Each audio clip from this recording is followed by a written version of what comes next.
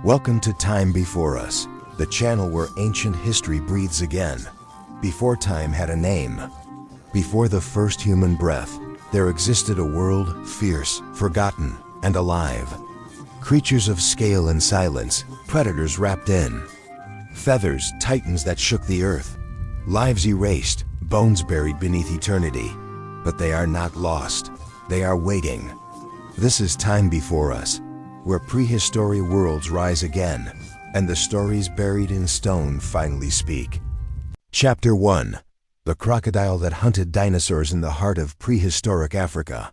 112 million years ago, something monstrous lurked in the swamps and riverbanks, something with armor-plated skin, towering legs, and a snout filled with conical, crushing teeth. At first glance, you'd think it was just another crocodile, but then you'd see it stand up and walk on two legs. This wasn't a modern croc lounging in the reeds. This was Sarcosuchus imperator, and it was big enough to eat dinosaurs, literally dotted over 30 feet long and weighing more than 8 tons. This creature, often nicknamed the super croc, redefined everything we thought we knew about ancient predators. But what made Sarcosuchus so terrifying wasn't just its size. It was its adaptability, and it's just one player in a family of prehistoric, croc-like monsters that science is only beginning to understand. Because unlike the crocs we know today, some of their ancestors ran, hunted, and thrived on land. Some chased prey, some crushed bones, and others, like Sarcosuchus, simply waited and dragged entire dinosaurs into the water. So, how did crocodiles become the shadow predators of the Mesozoic? Let's rewind. A predator hidden in plain sight, the fossil record paints a shocking picture. While dinosaurs dominated the land, crocodilians, or more accurately, their ancestors, the crocodiliforms, were busy dominating everywhere else. Some were fully aquatic. Others were completely terrestrial, but Sarcosuchus imperator stood out. Discovered in the 1960s in Niger, and later more completely unearthed by Paul Sereno's team in 2000. Sarcosuchus didn't just challenge our ideas of crocodiles, it made us wonder, who was really in charge near the water? This beast had a skull over 5 feet long, with a broad swollen snout and rows of teeth designed to grip and not let go. It didn't kill with speed, it killed with power.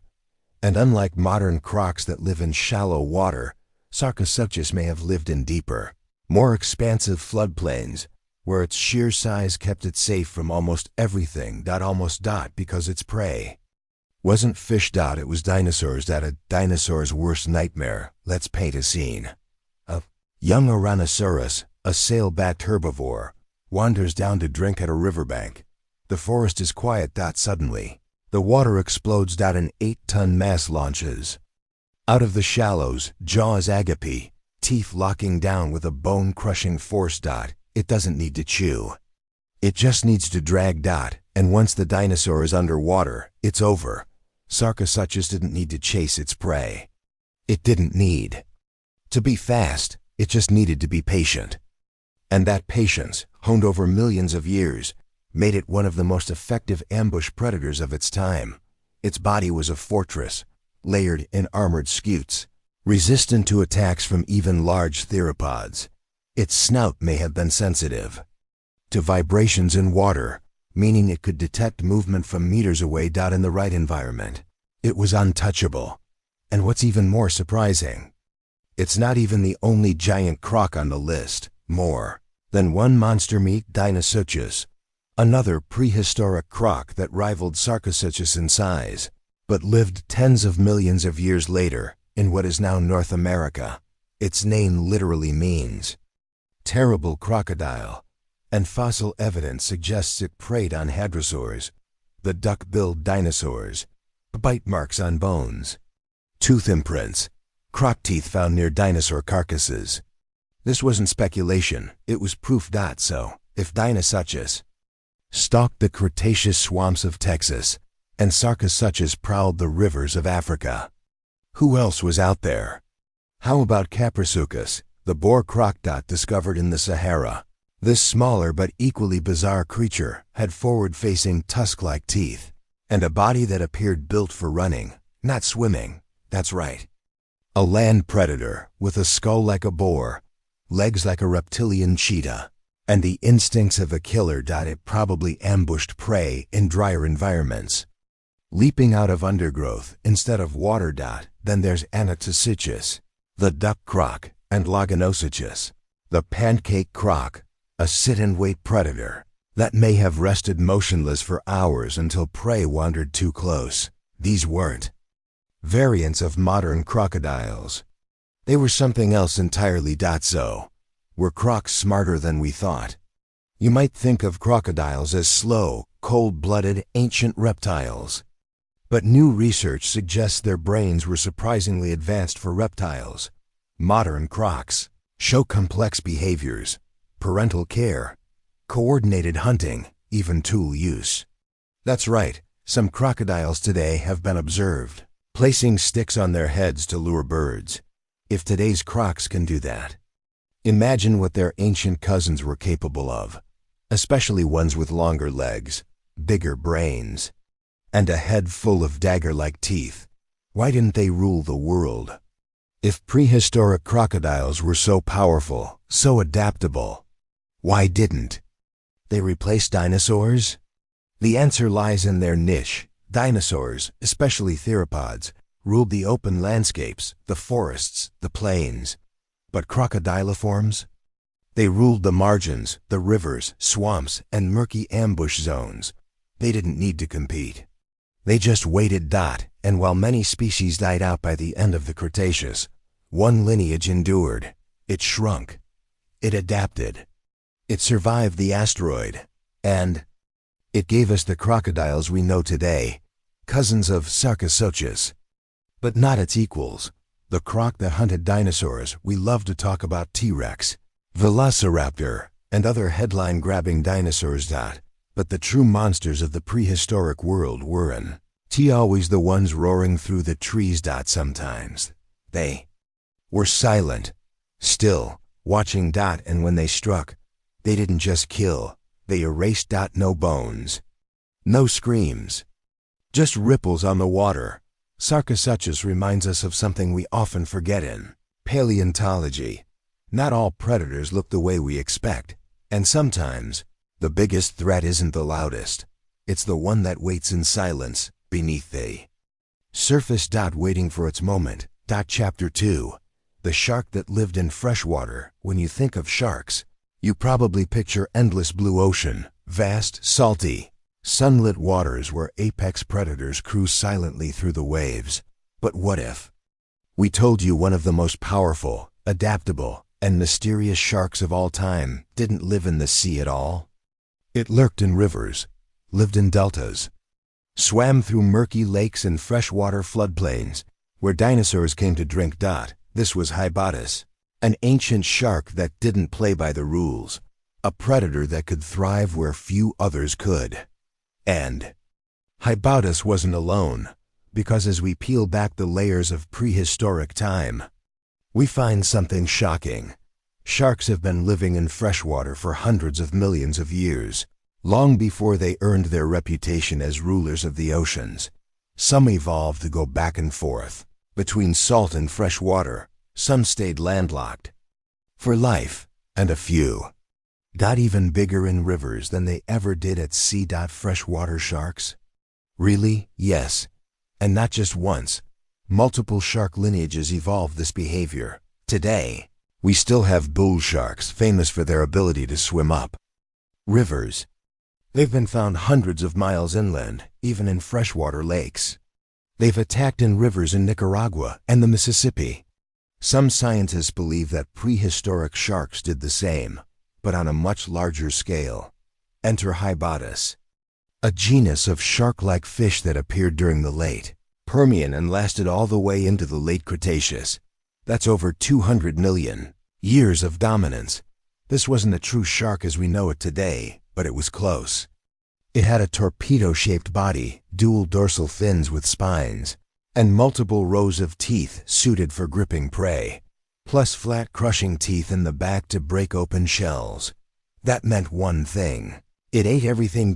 And Hybotis fossils have been found in marine and freshwater deposits, proving it could thrive in both worlds. Imagine that flexibility, able to swim with ammonites one day, then stalk a river packed with dinosaur hatchlings, the next. Sharks in the shadow of dinosaurs. Rivers during the Mesozoic weren't safe, not because of crocodiles. Not because of giant fish, but because of these freshwater adapted sharks, hiding beneath the surface. And remember, rivers were often surrounded by herds of dinosaurs, nesting grounds, juveniles crossing water to reach new feeding spots. These weren't just watering holes. They were hunting grounds, fossils of fresh water. Sharks have been found near the remains of hadrosaurs, ceratopsians, even early birds. While there's no direct evidence of predation, the proximity tells a compelling story. Some of these sharks were more than scavengers. They were opportunists, predators that thrived in environments others couldn't handle. A family of river killers. Let's go wider than Hybodus. How about Orthocanthus, a shark from the Carboniferous period that lived exclusively in swamps and freshwater lagoons? It had a long eel-like body, a spiny dorsal fin that ran the length of its back, and wait for it, a second set of jaws inside its throat, called pharyngeal jaws. Yes, real-life nightmare fuel. Some estimates say it could reach 10 feet in length, and fossilized stomach contents suggest it ate amphibians, fish, and even members of its own species. Then there's Xenocanthus, another freshwater predator with strange head spines and an elongated sinuous shape. It lived in environments so oxygen-poor that few other animals could compete, making it the top predator by default. These sharks didn't just survive in fresh water. They thrived in it. And over millions of years, that gave them an evolutionary edge, the secret weapon. Versatility. What made these ancient sharks so successful wasn't just their teeth or stealth. It was their adaptability, being able to shift between marine and freshwater systems is no small feat. It means your body can regulate osmoregulation, the balance of salt and water in cells. Most fish can't do this, but some sharks, especially Hybotis and modern bull sharks, evolved systems that allow them to flush or retain salt, depending on their environment. That gave them access to new prey, safer breeding grounds, and less competition. It's like being a lion that can also hunt in the ocean. No other predator could match it. And over time, this ability may have helped these sharks outlast entire ecosystems. The monster we almost missed. Let's not forget Megalodon, the massive 60-foot monster often portrayed as a purely marine predator. But some fossilized teeth have been found near estuarine and riverine deposits, raising questions. Could juvenile megalodons have used freshwater nurseries? It's possible. Today, young bull sharks swim upriver to avoid larger predators and grow safely. Maybe Megalodon did the same. If so, then even the most famous prehistoric shark may have started its life in the shadowy depths of ancient rivers. A place we rarely look, and that's the point, because some of the most extraordinary prehistoric animals didn't live where we expected. They didn't rule oceans. They ruled the places we thought were safe. Why we're only just discovering this. You'd think sharks would leave more fossils. But shark skeletons are made of cartilage, not bone, which decomposes far faster than fossilization requires. So we're often left with teeth, sometimes vertebrae, rarely full skeletons. That means many freshwater species may have gone undiscovered, their remains eroded, buried, or misidentified. But with every riverbed dig, every new paleontology expedition, we find more clues that freshwater wasn't just a home for amphibians and crocodiles. It was a theater of apex predators, and sharks? They played the leading role. The legacy lives on. Bull sharks, river sharks in Southeast Asia, the Ganges shark. Freshwater shark species still exist, though some are endangered. They remind us that evolution didn't stop at the ocean's edge. That prehistoric survival meant going where others couldn't, the river. The lake, the swamp, places where vision is limited, prey is unpredictable, and ambush is king. In those environments, sharks didn't just survive, they ruled. So the next time someone says, sharks live in the ocean, ask them this: do they know what's in the river? Chapter 3. When turtles had teeth and tails. Today's turtles are quiet, peaceful creatures. Some are majestic swimmers. Others plod through forests or deserts with gentle determination. Most people think of them as harmless, slow-moving herbivores that hide in their shells. But the ancestors of modern turtles? They were something else entirely. In prehistoric times, turtles didn't just defend themselves, they fought back. Some had massive jaws and terrifying bite forces. Others had armor-plated bodies, club-like tails, and the kind of confidence you don't normally associate with a creature that moves 1 mile per hour. And yes, some had teeth. Real, bony, serrated teeth. These weren't the turtles, you know. These were the prehistoric brawlers of the reptile world. And their story starts long before the age of dinosaurs. Turtles. Before turtles go back 220 million years into the late Triassic. The world was hot, humid, and teeming with bizarre life.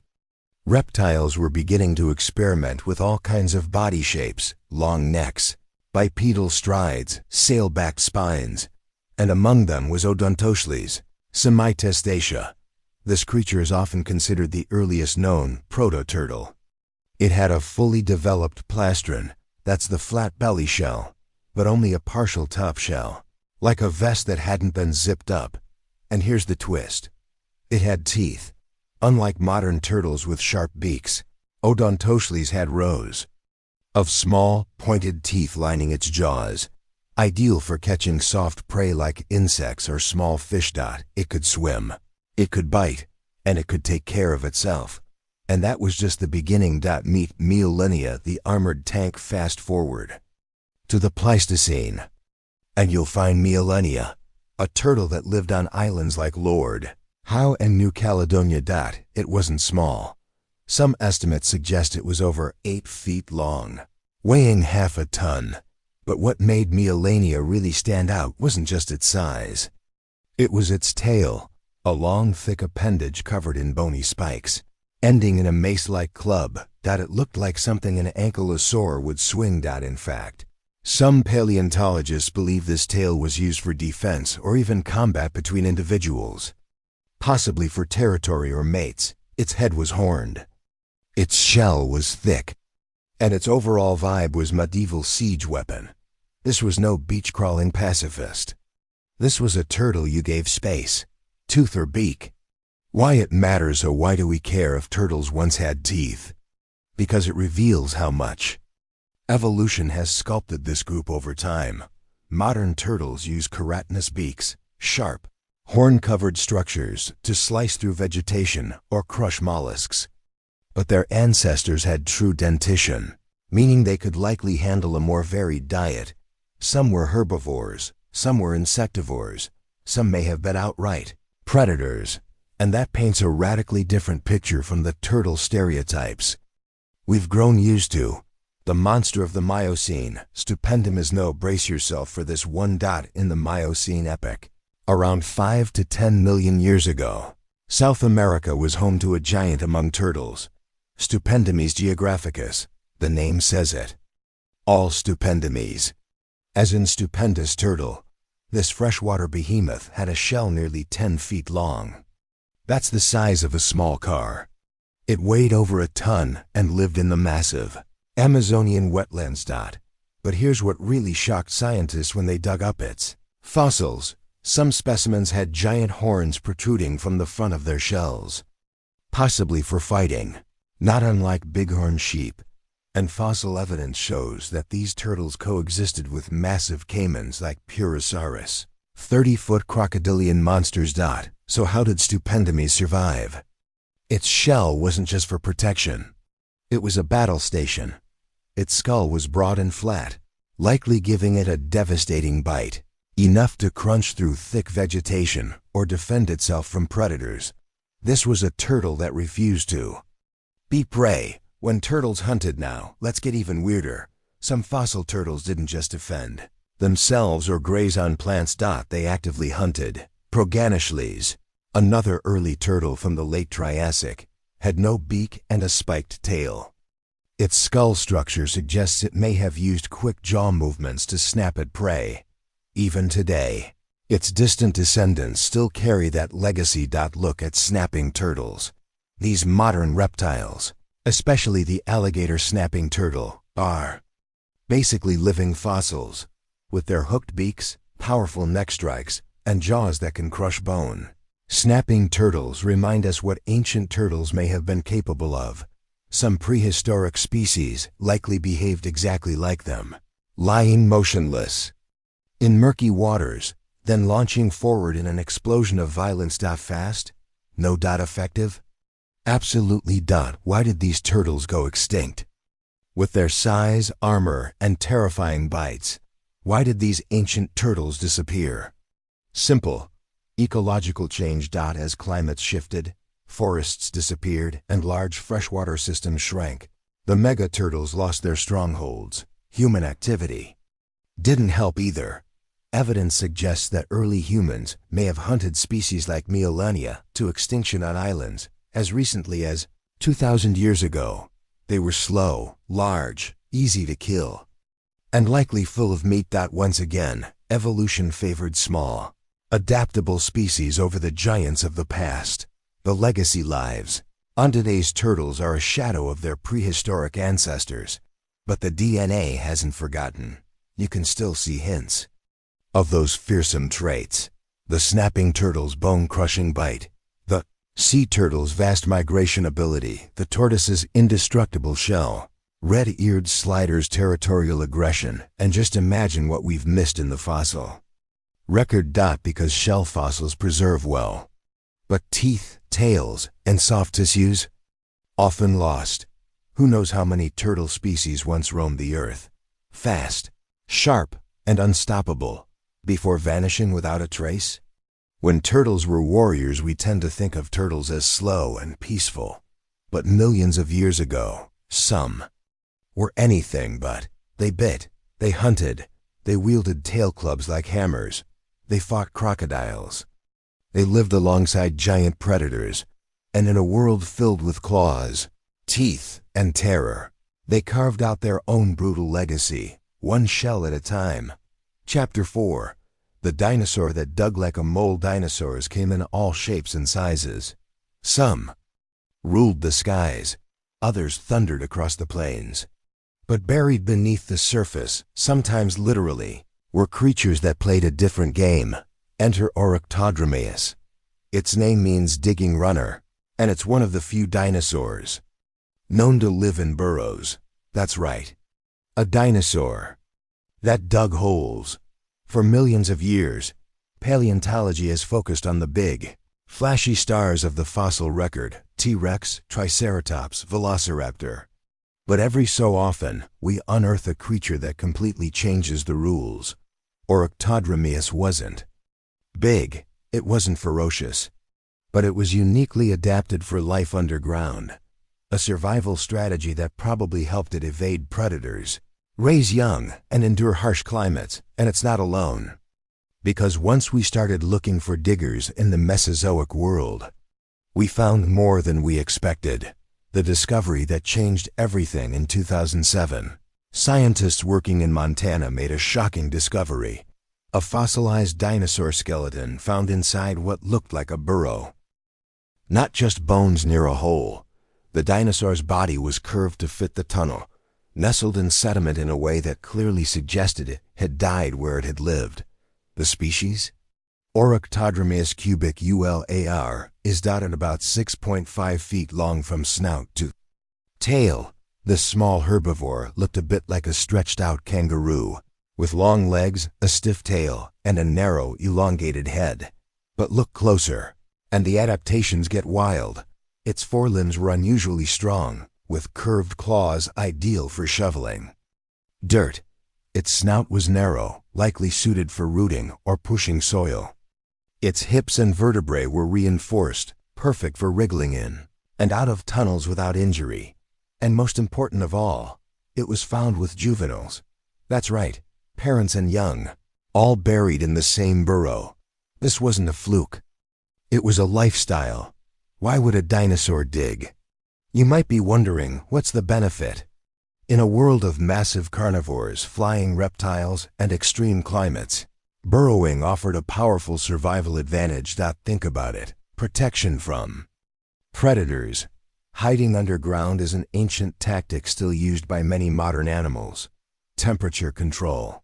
Burrows are cooler in heat, warmer in cold. Nesting.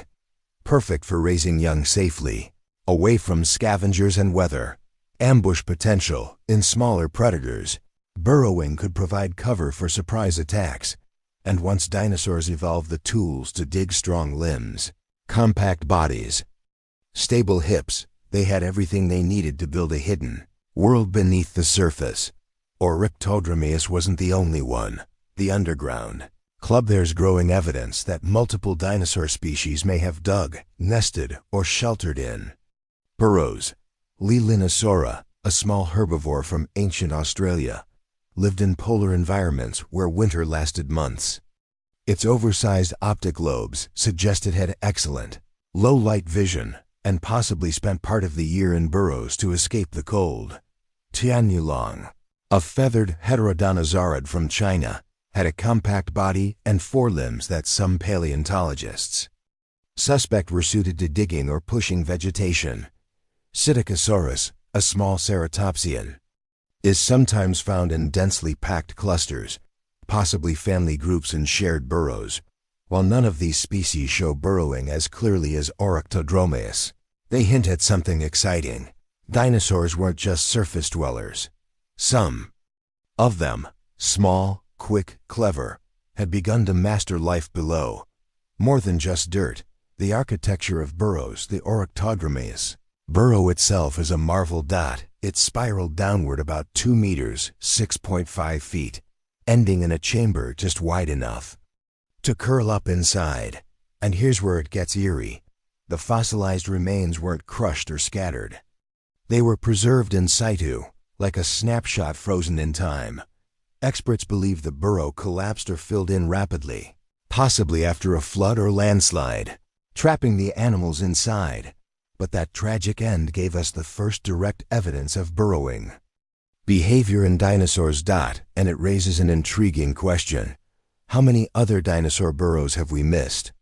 If a creature dies underground, erosion or pressure might destroy all trace of the tunnel. Unless you're lucky enough to find a perfectly preserved case, like this one, you'd never know they dug it all. So this discovery doesn't just tell us about one species.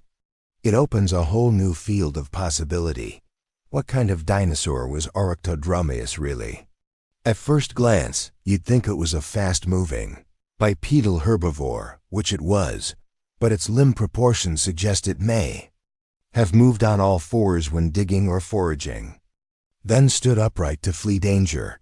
Its teeth were adapted for chewing tough vegetation, and its narrow jaws may have been perfect for nibbling low plants, ideal for life close to the ground. Most fascinating, though, is what its lifestyle implies. It may have lived in small family groups, raising young underground, protecting them until they could run.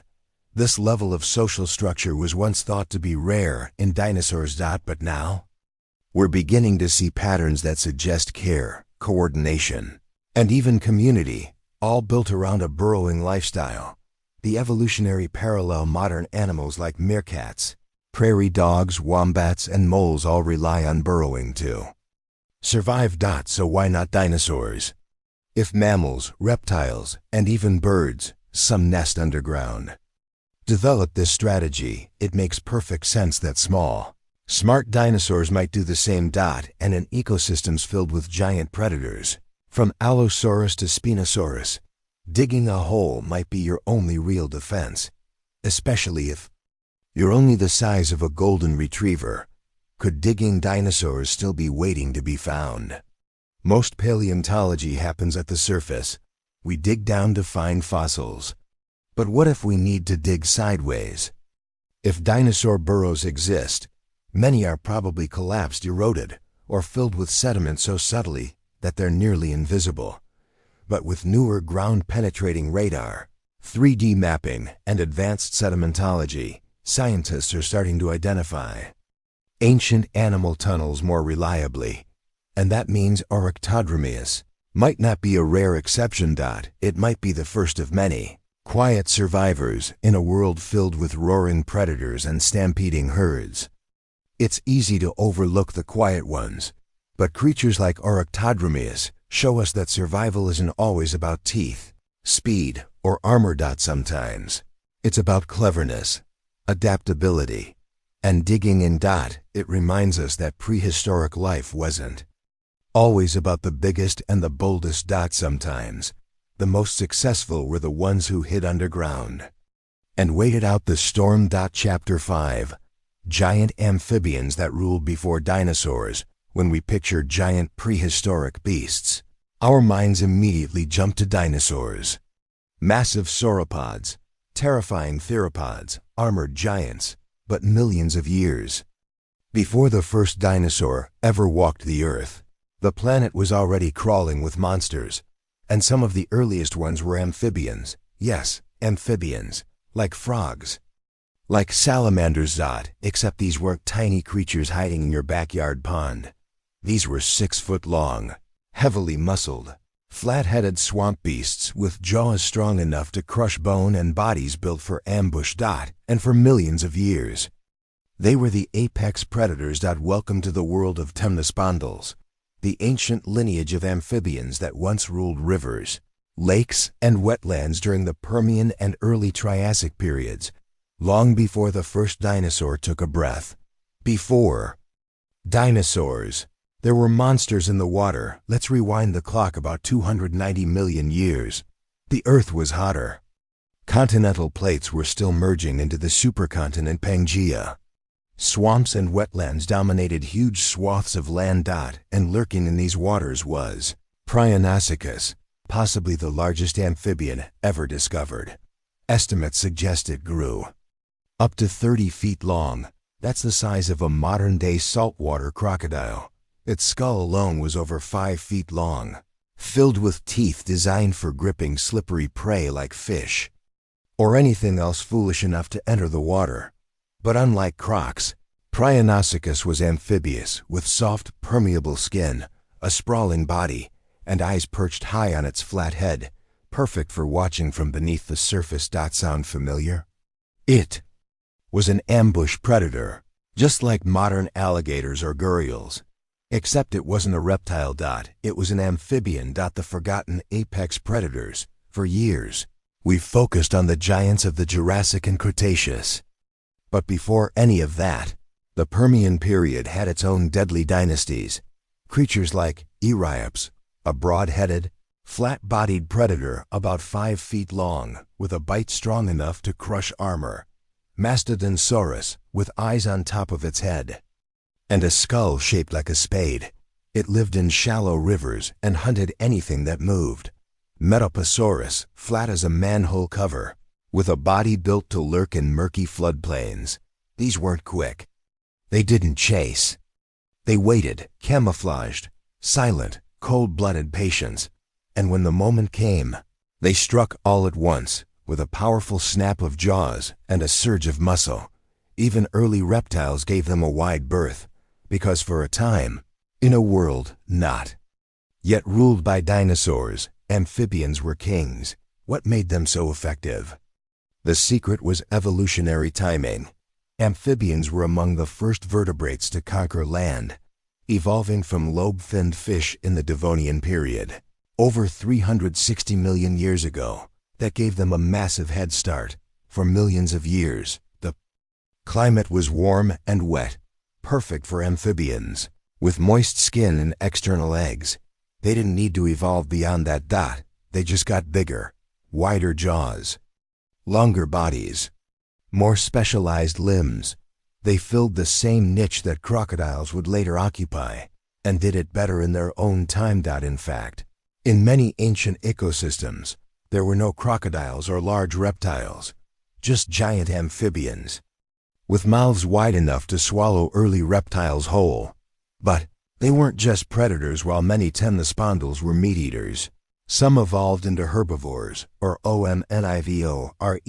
Fossils show tooth patterns designed for grinding plant matter, and others reveal creatures that fed on insects or small vertebrates. There were burrowers, swimmers, crawlers. Some lived in coastal estuaries. Others thrived in temporary ponds. They weren't just predators, they were ecosystem engineers. And as their habitats spread across what is now Europe, North America, and Africa, they adapted to almost every wetland environment on Earth. Downfall. When the climate turned so, what happened? Why don't we still have 6-foot amphibians wading in our rivers? The short answer: the Permian-Triassic extinction. Roughly 252 million years ago, Earth experienced the most devastating mass extinction in its history, wiping out over 90% of marine species and 70% of terrestrial life. Massive volcanic eruptions in Siberia triggered climate chaos. Temperatures spiked, oxygen levels plummeted, and shallow wetlands dried up. Amphibians, so dependent on moist environments, were especially vulnerable. Many lineages went extinct, but a few survivors held on and passed their genes forward. And though the age of the amphibian giants ended, their descendants quietly endured. The hidden legacy in modern amphibians: today's frogs, salamanders, and caecilians might seem unimpressive compared to their ancestors, but they carry the same DNA. They still breathe partially through their skin, still lay eggs in water. And they still haunt the edges of swamps, ponds, and rivers just like Eriops did nearly 300 million years ago. And occasionally, they remind us of their power. Look at the Chinese giant salamander, which can reach over 5 feet long, or the hellbender, a cryptic salamander found in Appalachian streams with skin like armor and jaws that can take a chunk out of a fish. These aren't throwbacks, they're survivors, carrying the torch of a time when amphibians ruled the earth, a time before dinosaurs. Story of life on Earth isn't just about who ruled. It's about when they ruled. Before the dinosaurs, before mammals, even before crocodiles, the first apex predators were cold-blooded, wide-headed amphibians that watched from the water's edge, waiting for a ripple, a footstep, a mistake, and then they struck. They didn't roar, they didn't chase, they just waited. And won. Chapter 6. The bird that had teeth and a dinosaur's tail. When you picture a bird, you probably imagine something light, fast, and graceful. A robin perched on a fence, an eagle soaring high above, a hummingbird suspended in midair. Now imagine that bird with jagged teeth in its beak, clawed fingers on its wings, and a reptilian tail made of bone. That was Archaeopteryx, and for over 150 years, it's been at the center of one of the most incredible stories in science, the moment dinosaurs became birds. But here's the twist: Archaeopteryx wasn't quite a bird, and it wasn't fully a dinosaur either. It was something in between. Something that shouldn't have existed, and yet it did. And for a long time, it was the missing link. No one thought we'd ever find. The first feathered dinosaur ever discovered in 1861, a strange fossil was found in the limestone quarries of Solnhofen, Germany. It had feathers, but it also had teeth. It had wings, but also claws on those wings. It had a wishbone and a long lizard-like tail. Scientists were stunned. What was this thing?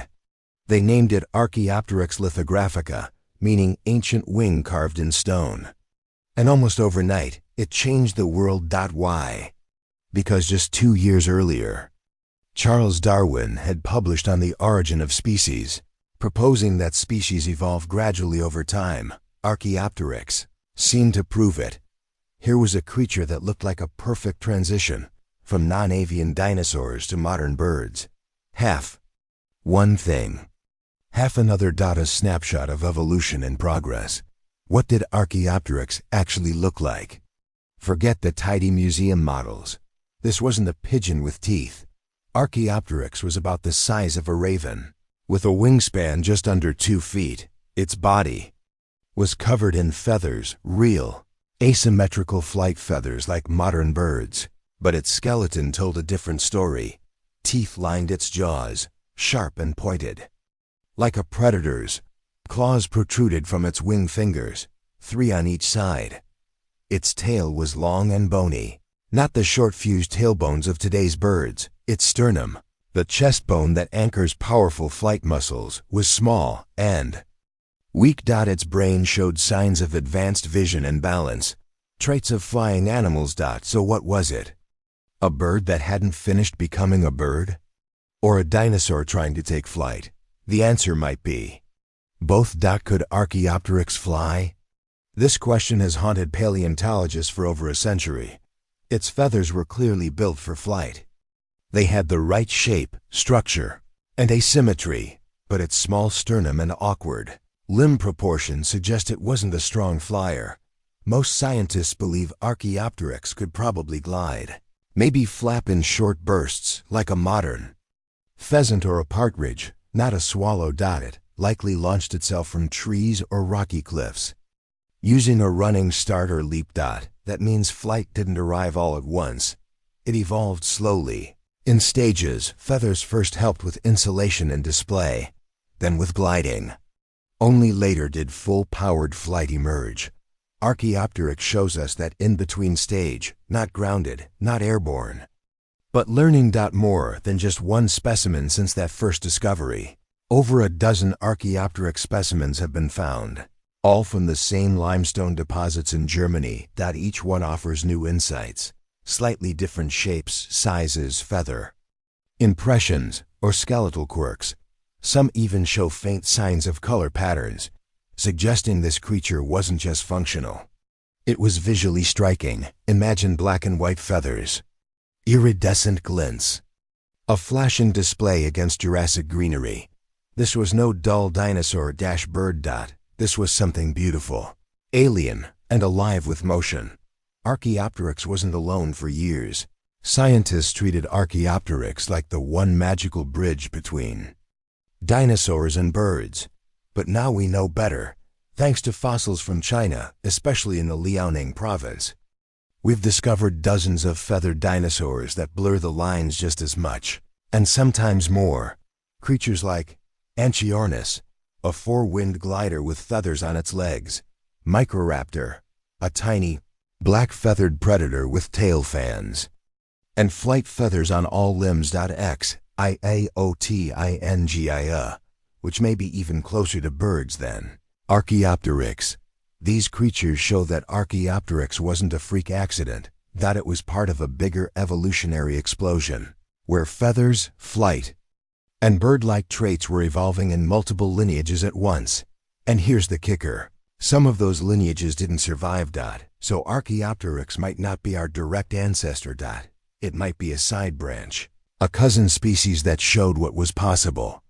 Even if it didn't lead directly to modern birds, the dinosaur inside the bird. Here's the part that gets even weirder. Modern birds are dinosaurs. Not just related to them. They are the last surviving group of theropod dinosaurs. The same clade that includes Velociraptor, T-Rex, and Allosaurus. That means when you see a pigeon bobbing along the sidewalk, you're looking at the descendant of creatures that once hunted with claws and teeth.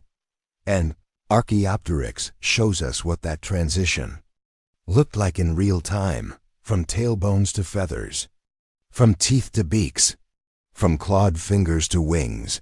The changes didn't happen overnight. They happened slowly, step by step, one generation at a time. And Archaeopteryx is one of those steps made stone, the controversies that won't go away even today. Archaeopteryx sparks debate. Is it a true bird? Is it a dinosaur with feathers? Is it a fluke or a key player? Some studies suggest it's closer to Dromaeosaurs, the group that includes Velociraptor, than to true birds. Others argue it's part of the aviolans, the early bird group, that eventually gave rise to sparrows and hawks. What's clear is this: it lived at the very edge of flight, the very edge of modernity. The razor-thin line between one era and the next.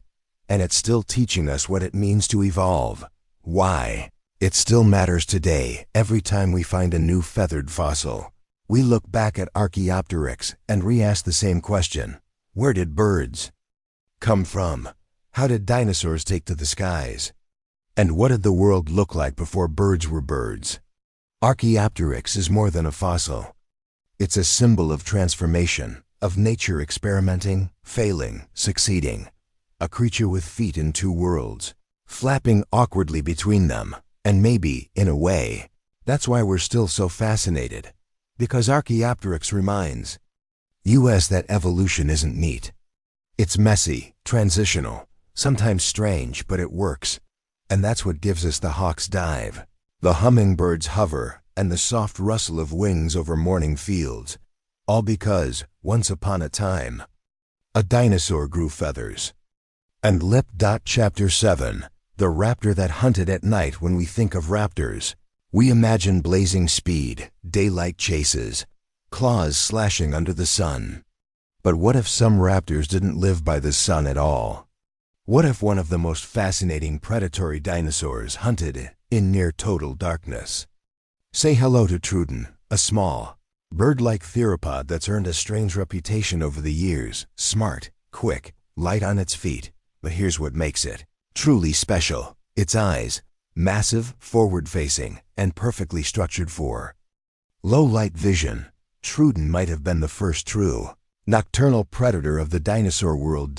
And when you dig into its anatomy, its brain, its senses, you begin to realize this wasn't just another little hunter.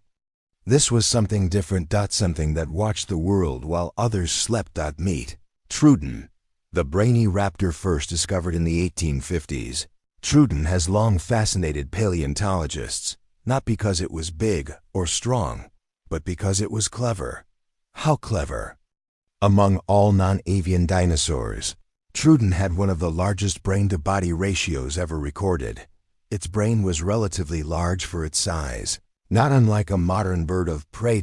It stood about 3 feet tall, was roughly 6 to 8 feet long, mostly tail, and weighed about 100 pounds. It walked on 2 legs, had 3-fingered hands with semi-opposable thumbs, and razor-sharp claws. But most striking of all were its enormous eyes. Each eye was positioned slightly forward, giving it binocular vision, a crucial trait for depth perception, especially in low light. Combine that with a likely highly developed inner ear, and you get a creature that wasn't just smart. It was aware. It could stalk, listen, and pounce, not by brute force, but by outthinking its prey. Eyes built for darkness. So how do we know Truden may have hunted at night? It comes down to a little thing called the scleral ring, a bony structure found in the eyes of many reptiles and birds. In 2011, a team of scientists led by Lars Schmitz and Rayazuk Motani compared scleral ring sizes in dozens of extinct and modern species. And Truden?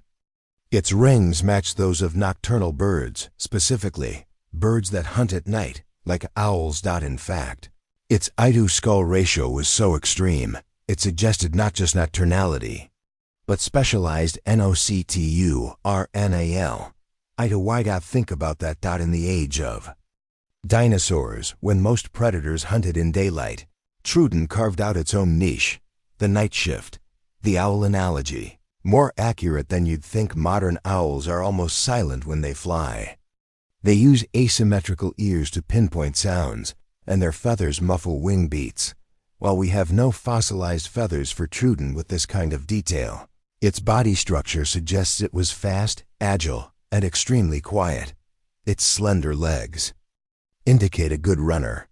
Its lightweight frame, likely covered in feathers, made it quick and flexible. And its intelligence hints at complex behavior. Could it plan, trap, outsmart? Probably not on a human level, but maybe on the level of a raven or an eagle, which is still impressive for a dinosaur. It may have even had keen hearing, helping it locate small mammals or lizards in the underbrush.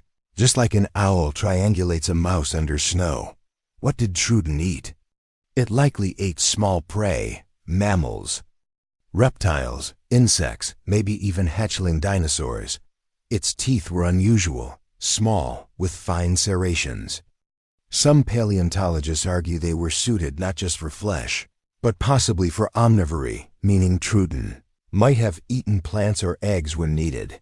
This dietary flexibility could explain why it was so successful in northern climates, where food was scarce in winter. In fact, fossils of Truden have been found in Alaska, where seasonal darkness could last for months. If it truly was nocturnal, Truden may have been one of the few dinosaurs able to thrive in the Arctic Circle. Long before mammals dominated the night, not alone in the shadows, while Truden is the best known, it wasn't the only dinosaur that may have hunted in darkness. Studies of Dromaeosaurus and even Velociraptor suggest similar adaptations, though less extreme. The bigger picture? We used to think of dinosaurs as exclusively daytime animals, diurnal hunters under a blazing Mesozoic sun. But evidence now suggests a range of activity patterns. Some hunted in daylight, some at dusk, and some, like Truden, embrace the night, which makes sense. Modern birds and reptiles do the same. Evolution, after all, favors those who can take advantage of any available niche, even the dark. A glimpse into mammal territory.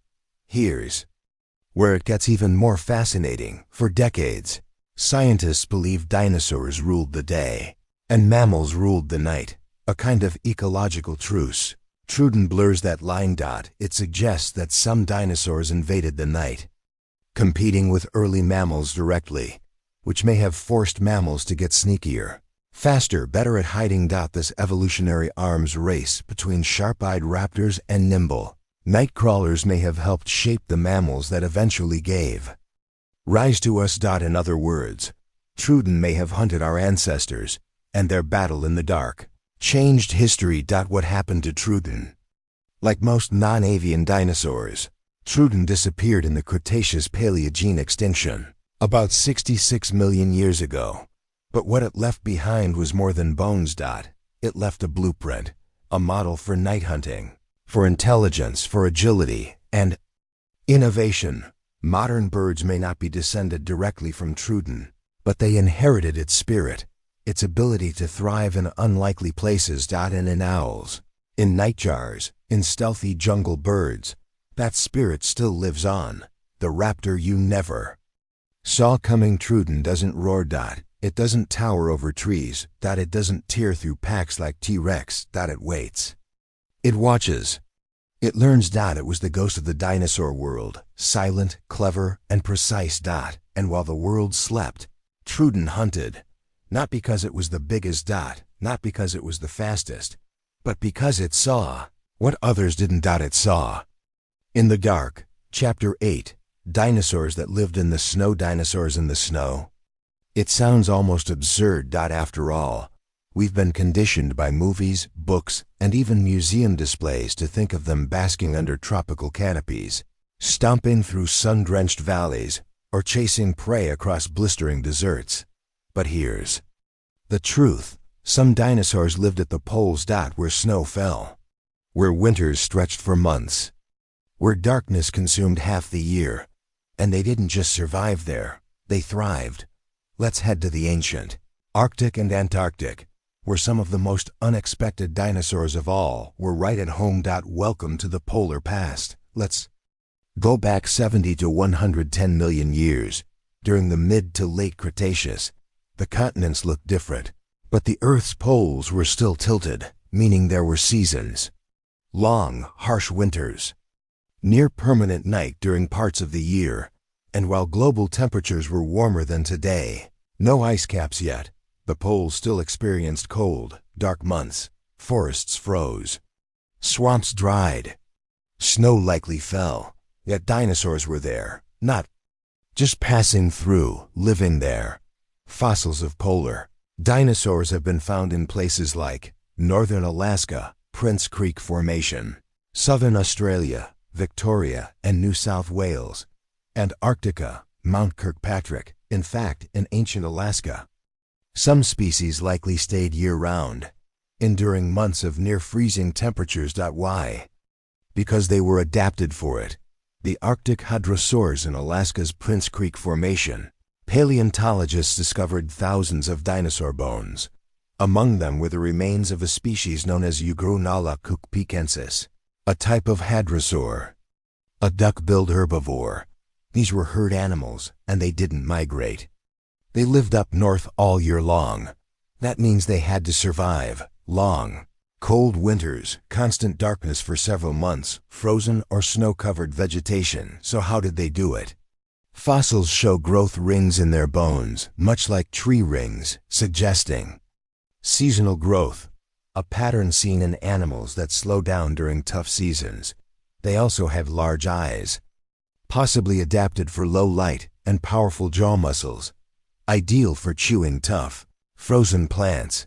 And there's evidence they traveled in family groups, likely offering protection, warmth, and shared knowledge. Just imagine it, a herd of 30-foot-long hadrosaurs trudging through snow-dusted forests, breathing steam into the cold air, calling to each other with haunting bellows. This wasn't fantasy. This was their home. The polar raptors, where there are herbivores, there are hunters. And the polar regions have their own, like Truden, which we explored earlier. But in southern Australia, another predator lurked, Timmaemus hermanni, found in what was once a polar forest. This small, fast-running theropod may have been feathered, warm-blooded, and smart, the perfect tool for tracking prey in cold twilight conditions. There's also Leelinosaura, a small herbivorous dinosaur with enormous eyes, thought to be adapted for long periods of darkness. Its fossilized skeletons show no signs of migration. These animals stayed put. They were likely feathered, possibly even fuzzy, using their insulation the way modern birds do to survive winter. And they didn't hibernate. They kept moving, foraging, living, even when the sun disappeared. But how could cold-blooded creatures live in the cold? Here's where everything changes. For decades, dinosaurs were labeled as slow, scaly, cold-blooded reptiles, like oversized lizards. But then came the feathers, the fast growth rates, the bird-like bone structures. And the realization that many dinosaurs, especially theropods and smaller ornithopods, were likely warm-blooded, or at least mesothermic, something in between cold and warm-blooded. That means they could generate and regulate body heat, a crucial adaptation for surviving cold climates. Feathers may have started as insulation, not flight. Burrows and nests helped conserve warmth. Social behavior, like huddling, may have helped. Think of how penguins survive Antarctic winters by crowding together. Now imagine small dinosaurs doing something similar. This wasn't just survival. It was adaptation at its finest. Snowy forests of Antarctica. Antarctica today is a frozen desert. But during the Cretaceous, it was a land of tall conifers, river systems, and valleys. Though still cold, especially during winter, there, paleontologists found Cryolophosaurus, a large carnivore with a strange crest on its head, sometimes nicknamed the Elvisaurus. This dinosaur lived in what's now Mount Kirkpatrick, a region that would have experienced long, dark seasons. It likely had to hunt in darkness, survive food scarcity, and navigate snow-covered terrain. Also found in the area were sauropods, smaller herbivores, and early birds, all indicators that dinosaurs truly had colonized every environment, even the ones that would challenge them the most. Could dinosaurs really live in snow? We don't have direct fossil evidence of snowflakes falling on dinosaur snouts, but we have clues, tree rings from polar forests that show seasonal freezing dinosaur bones with growth halts during winter, ancient soil patterns indicating permafrost tooth, enamel with oxygen isotopes that reflect cold drinking water, and then there's the behavioral evidence, nesting sites, social herding, and body insulation. Put it all together, and the answer is clear. Yes, some dinosaurs did live in snowy conditions. And they did it well. Why does this matter? Because it shatters the myth. It tells us that dinosaurs weren't just creatures of heat, light, and lush jungles. They were dynamic, resilient, capable of adapting to extremes. Much like the birds they became, understanding polar dinosaurs helps us see just how versatile life can be. It forces us to reimagine ecosystems where the ground crunched with frost under giant feet, where feathered tails swayed through snowy underbrush, and where dinosaur calls echoed through icy twilight forests. And in that reimagining, we see something deeper, that life, even 100 million years ago, found ways to thrive where it wasn't supposed to. The cold-blooded myth melts away if dinosaurs could live in snow, if they had feathers, if they raised their young, lived in families, and braved the cold.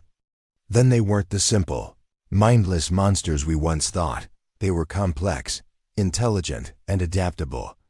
And if they could survive in places like the ancient Arctic, who's to say they wouldn't still be here today, had that asteroid never struck? Chapter 9. The Truth About Sauropods. Giants, but gentle. There's something undeniably awe-inspiring about the long-necked giants of the Mesozoic, sauropods, the biggest animals to ever walk the earth. They didn't roar or slash or run. They didn't need to, because when you're over 80 feet long, your very presence is power. But here's the catch. These weren't mindless, plodding behemoths like old movies would have you believe. They weren't lumbering tanks with brains the size of walnuts. In fact, what we now know about sauropods paints a picture that's far more surprising, and in many ways, far more profound. Because these titans of the earth weren't just giants. They were gentle, they were social, and they were among the most successful creatures to ever live. Let's explore the truth behind the giants and uncover what made them so incredible. The classic image of a sauropod is almost mythic. A brontosaurus, wading through a swamp, neck raised like a giraffe, tail dragging behind. It's peaceful, slow, maybe even a little dim, but the reality was nothing like that. For starters, these animals weren't stuck in the water to support their own weight, as once believed. They thrived on land, from dry plains to forest edges, moving with surprising grace for animals that could weigh as much as a dozen elephants. Their skeletons, incredibly lightweight for their size, were marvels of engineering. Air sacs within their bones reduced their weight. Hollow spaces in their vertebrae kept their spines flexible and strong, while their necks could span over 30 feet, longer than a city bus. And yet, their heads were small, their teeth simple, and their brains surprisingly efficient. Take Apatosaurus, or Diplodocus, or the famous Brachiosaurus, which may have lifted its head over 40 feet into the air. These weren't just oversized lizards. They were biological wonders, shaped by evolution to fill a role no other creature could. So how did they manage their massive bodies?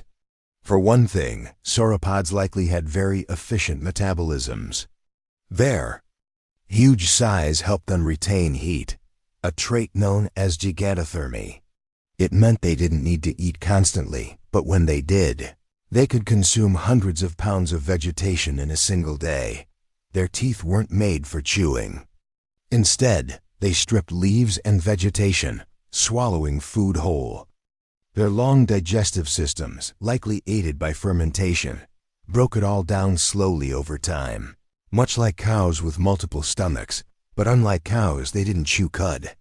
In fact, some scientists think they may have swallowed stones, gastroliths, to help grind food inside their stomachs. Much like modern birds, their long necks weren't just for reaching tall trees, either. That's the movie version. In truth, many sauropods probably swept their necks side to side, grazing wide patches of ground, vegetation without having to move their entire bodies. And this made them efficient, able to clear entire fields of ferns or low shrubs while standing almost still. But what's even more fascinating is what we're learning about their social behavior. Fossil trackways show that sauropods traveled in herds, some small, some enormous. And in many cases, juveniles walked in the center, Protected by adults. This tells us something incredibly human. They cared for their young, they moved as families, and they likely communicated with each other through deep rumbles, vibrations, and body language, much like elephants today. In fact, their long necks and tails might have even acted like resonators, helping transmit low-frequency sounds over vast distances. Imagine that, a prehistoric savanna echoing with the deep, seismic calls of sauropods, rolling through the trees like distant thunder. Gentle giants, yes, but giants with presence, with purpose. Now, it's easy to assume that being huge made them invincible, and in many ways, it did. Few predators would dare attack a fully grown Argentinosaurus, which could weigh over 90 tons. That's more than 13 African elephants combined. But their young were vulnerable. And for that reason, sauropods likely laid hundreds of eggs at a time, scattering them across nesting grounds. Fossilized nests show this strategy wasn't careless, it was calculated. Spread out, minimize loss, ensure survival. Because even if only a few survived each season, it was enough to keep the herd going, and that herd was unstoppable. Sauropods weren't just big. They were everywhere, from North America to South America, Africa to Asia, Europe to Australia. Their fossils span the globe. And they reigned for over 100 million years. Let that sink in. Human civilization has existed for about 10,000 years. Sauropods ruled Earth for 10,000 times longer. And they did it without claws, without fangs, without aggression. They did it through scale, strategy, and adaptation. Even today, the mystery of their size still fascinates scientists. No land animal has ever come close since. And probably never will. Why not? Because sauropods were the perfect storm. The right atmospheric conditions, high oxygen levels, a world full of lush vegetation, few limits, and an evolutionary pathway that produced living skyscrapers. But as powerful as they were, they couldn't escape the end. Like all non-avian dinosaurs, they vanished after the asteroid impact, 66 million years ago. Yet their legacy lingers in the ground beneath our feet, in the bones that stretch across museums, in the awe that fills us when we look up at something too big to comprehend, and perhaps, in a more subtle way, in our love for the majestic, the mysterious, and the gentle giants among us. Because sauropods show us that greatness doesn't always come with violence. Sometimes it comes with stillness, with endurance, with simply being so immense that the world bends around you. They weren't monsters, they were monuments, and they left their footprints not just in rock, but in the way we imagine what life can be. Chapter 10, Dinosaurs that could swim like crocodiles. Imagine a dinosaur cutting through the water like a crocodile. Long tail swaying side to side, arms tucked close, a ridge of spines trailing behind like a dorsal sail. This isn't fantasy. It's Spinosaurus aegyptiacus, one of the most bizarre, misunderstood, and now revolutionary predators ever discovered. And it didn't just dip its toes in the water. It was built for it. For decades, paleontologists believed dinosaurs were strictly terrestrial animals.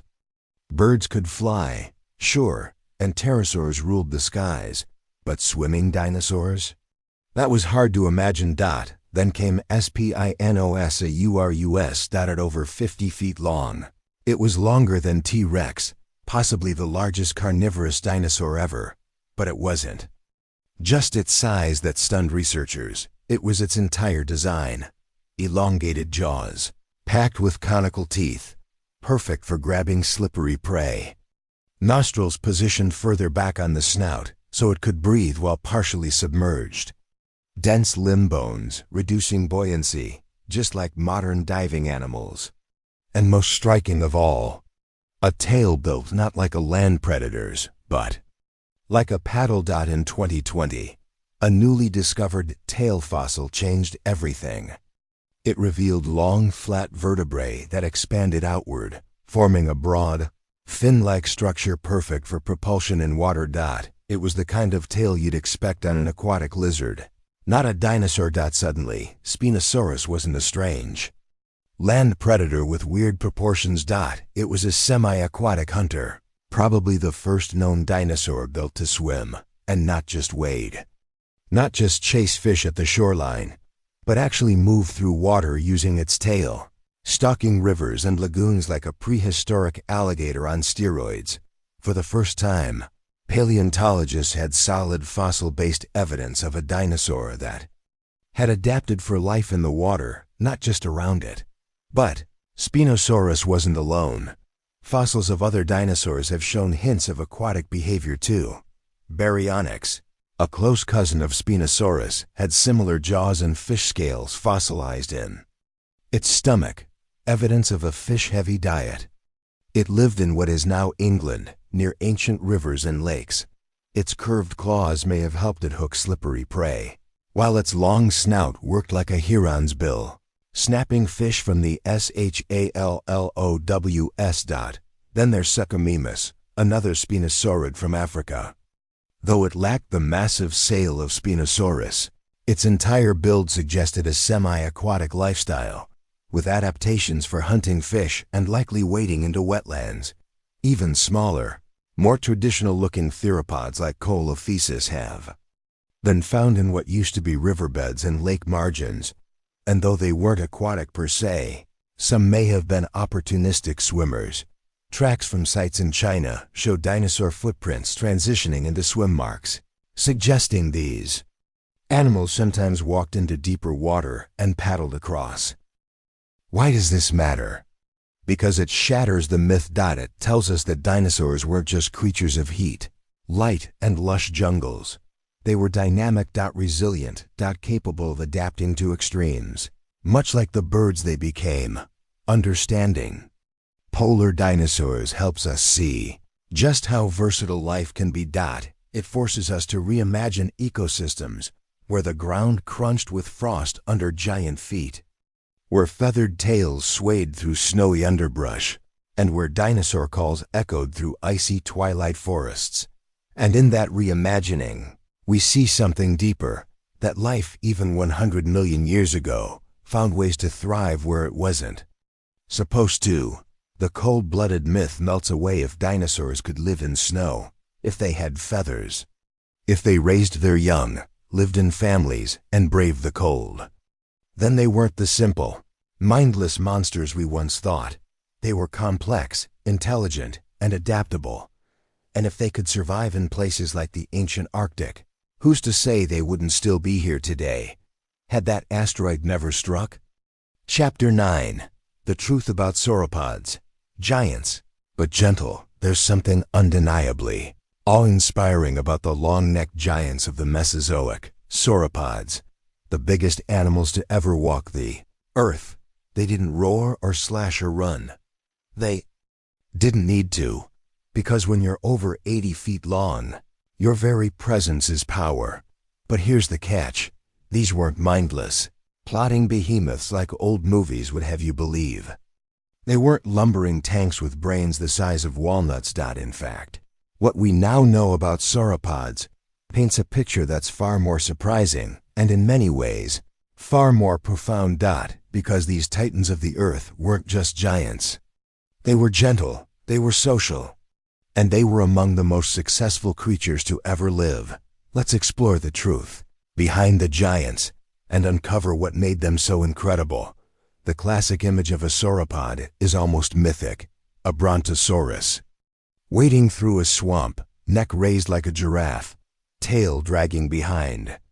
It's peaceful, slow, maybe even a little dim, but the reality was nothing like that. For starters, these animals weren't stuck in the water to support their own weight, as once believed. They thrived on land, from dry plains to forest edges, moving with surprising grace for animals that could weigh as much as a dozen elephants. Their skeletons, incredibly lightweight for their size, were marvels of engineering. Air sacs within their bones reduced their weight. Hollow spaces in their vertebrae kept their spines flexible and strong, while their necks could span over 30 feet, longer than a city bus. And yet, their heads were small, their teeth simple, and their brains surprisingly efficient. Take Apatosaurus, or Diplodocus, or the famous Brachiosaurus, which may have lifted its head over 40 feet into the air. These weren't just oversized lizards, they were biological wonders, shaped by evolution to fill a role no other creature could dot. So how did they manage their massive bodies? For one thing, sauropods likely had very efficient metabolisms. Their huge size helped them retain heat, a trait known as gigantothermy. It meant they didn't need to eat constantly, but when they did, they could consume hundreds of pounds of vegetation in a single day. Their teeth weren't made for chewing. Instead, they stripped leaves and vegetation, swallowing food whole. Their long digestive systems, likely aided by fermentation, broke it all down slowly over time. Much like cows with multiple stomachs, but unlike cows, they didn't chew cud. In fact, some scientists think they may have swallowed stones, gastroliths, to help grind food inside their stomachs. Much like modern birds, their long necks weren't just for reaching tall trees either. That's the movie version. In truth, many sauropods probably swept their necks side to side, grazing wide patches of ground, vegetation without having to move their entire bodies, and this made them efficient, able to clear entire fields of ferns or low shrubs while standing almost still. But what's even more fascinating is what we're learning about their social behavior. Fossil trackways show that sauropods traveled in herds, some small, some enormous, and in many cases, juveniles walked in the center, protected by adults. This tells us something incredibly human. They cared for their young, they moved as families, and they likely communicated with each other through deep rumbles, vibrations, and body language, much like elephants today. In fact, their long necks and tails might have even acted like resonators, helping transmit low-frequency sounds over vast distances. Imagine that, a prehistoric savanna echoing with the deep, seismic calls of sauropods rolling through the trees like distant thunder. Gentle giants, yes, but giants with presence, with purpose. Now, it's easy to assume that being huge made them invincible, and in many ways, it did. Few predators would dare attack a fully grown Argentinosaurus, which could weigh over 90 tons. That's more than 13 African elephants combined. But their young were vulnerable. And for that reason, sauropods likely laid hundreds of eggs at a time, scattering them across nesting grounds. Fossilized nests show this strategy wasn't careless. It was calculated. Spread out, minimize loss, ensure survival. Because even if only a few survived each season, it was enough to keep the herd going, and that herd was unstoppable. Sauropods weren't just big. They were everywhere. From North America to South America, Africa to Asia, Europe to Australia, their fossils span the globe. And they reigned for over 100 million years. Let that sink in. Human civilization has existed for about 10,000 years. Sauropods ruled Earth for 10,000 times longer, and they did it without claws, without fangs, without aggression. They did it through scale, strategy, and adaptation. Even today, the mystery of their size still fascinates scientists. No land animal has ever come close since, and probably never will. Why not? Because sauropods were the perfect storm. The right atmospheric conditions, high oxygen levels, a world full of lush vegetation, few limits, and an evolutionary pathway that produced living skyscrapers. But as powerful as they were, they couldn't escape the end. Like all non-avian dinosaurs, they vanished after the asteroid impact, 66 million years ago. Yet their legacy lingers in the ground beneath our feet, in the bones that stretch across museums, in the awe that fills us when we look up at something too big to comprehend, and perhaps, in a more subtle way, in our love for the majestic, the mysterious, and the gentle giants among us. Because sauropods show us that greatness doesn't always come with violence. Sometimes it comes with stillness, with endurance, with simply being so immense that the world bends around you. They weren't monsters, they were monuments, and they left their footprints not just in rock, but in the way we imagine what life can be. Chapter 10. Dinosaurs that could swim like crocodiles. Imagine a dinosaur cutting through the water like a crocodile. Long tail swaying side to side, arms tucked close. A ridge of spines trailing behind like a dorsal sail. This isn't fantasy. It's Spinosaurus aegyptiacus, one of the most bizarre, misunderstood, and now revolutionary predators ever discovered. And it didn't just dip its toes in the water. It was built for it. For decades, paleontologists believed dinosaurs were strictly terrestrial animals. Birds could fly, sure, and pterosaurs ruled the skies. But swimming dinosaurs? That was hard to imagine. Then came Spinosaurus at over 50 feet long. It was longer than T-Rex, possibly the largest carnivorous dinosaur ever. But it wasn't just its size that stunned researchers. It was its entire design. Elongated jaws, packed with conical teeth, perfect for grabbing slippery prey. Nostrils positioned further back on the snout, so it could breathe while partially submerged. Dense limb bones, reducing buoyancy, just like modern diving animals. And most striking of all, a tail built not like a land predator's, but like a paddle. In 2020, a newly discovered tail fossil changed everything. It revealed long, flat vertebrae that expanded outward, forming a broad, fin-like structure perfect for propulsion in water. It was the kind of tail you'd expect on an aquatic lizard, not a dinosaur. Suddenly, Spinosaurus wasn't a strange land predator with weird proportions. It was a semi-aquatic hunter, probably the first known dinosaur built to swim, and not just wade. Not just chase fish at the shoreline, but actually move through water using its tail, stalking rivers and lagoons like a prehistoric alligator on steroids. For the first time, paleontologists had solid, fossil-based evidence of a dinosaur that had adapted for life in the water, not just around it. But Spinosaurus wasn't alone. Fossils of other dinosaurs have shown hints of aquatic behavior too.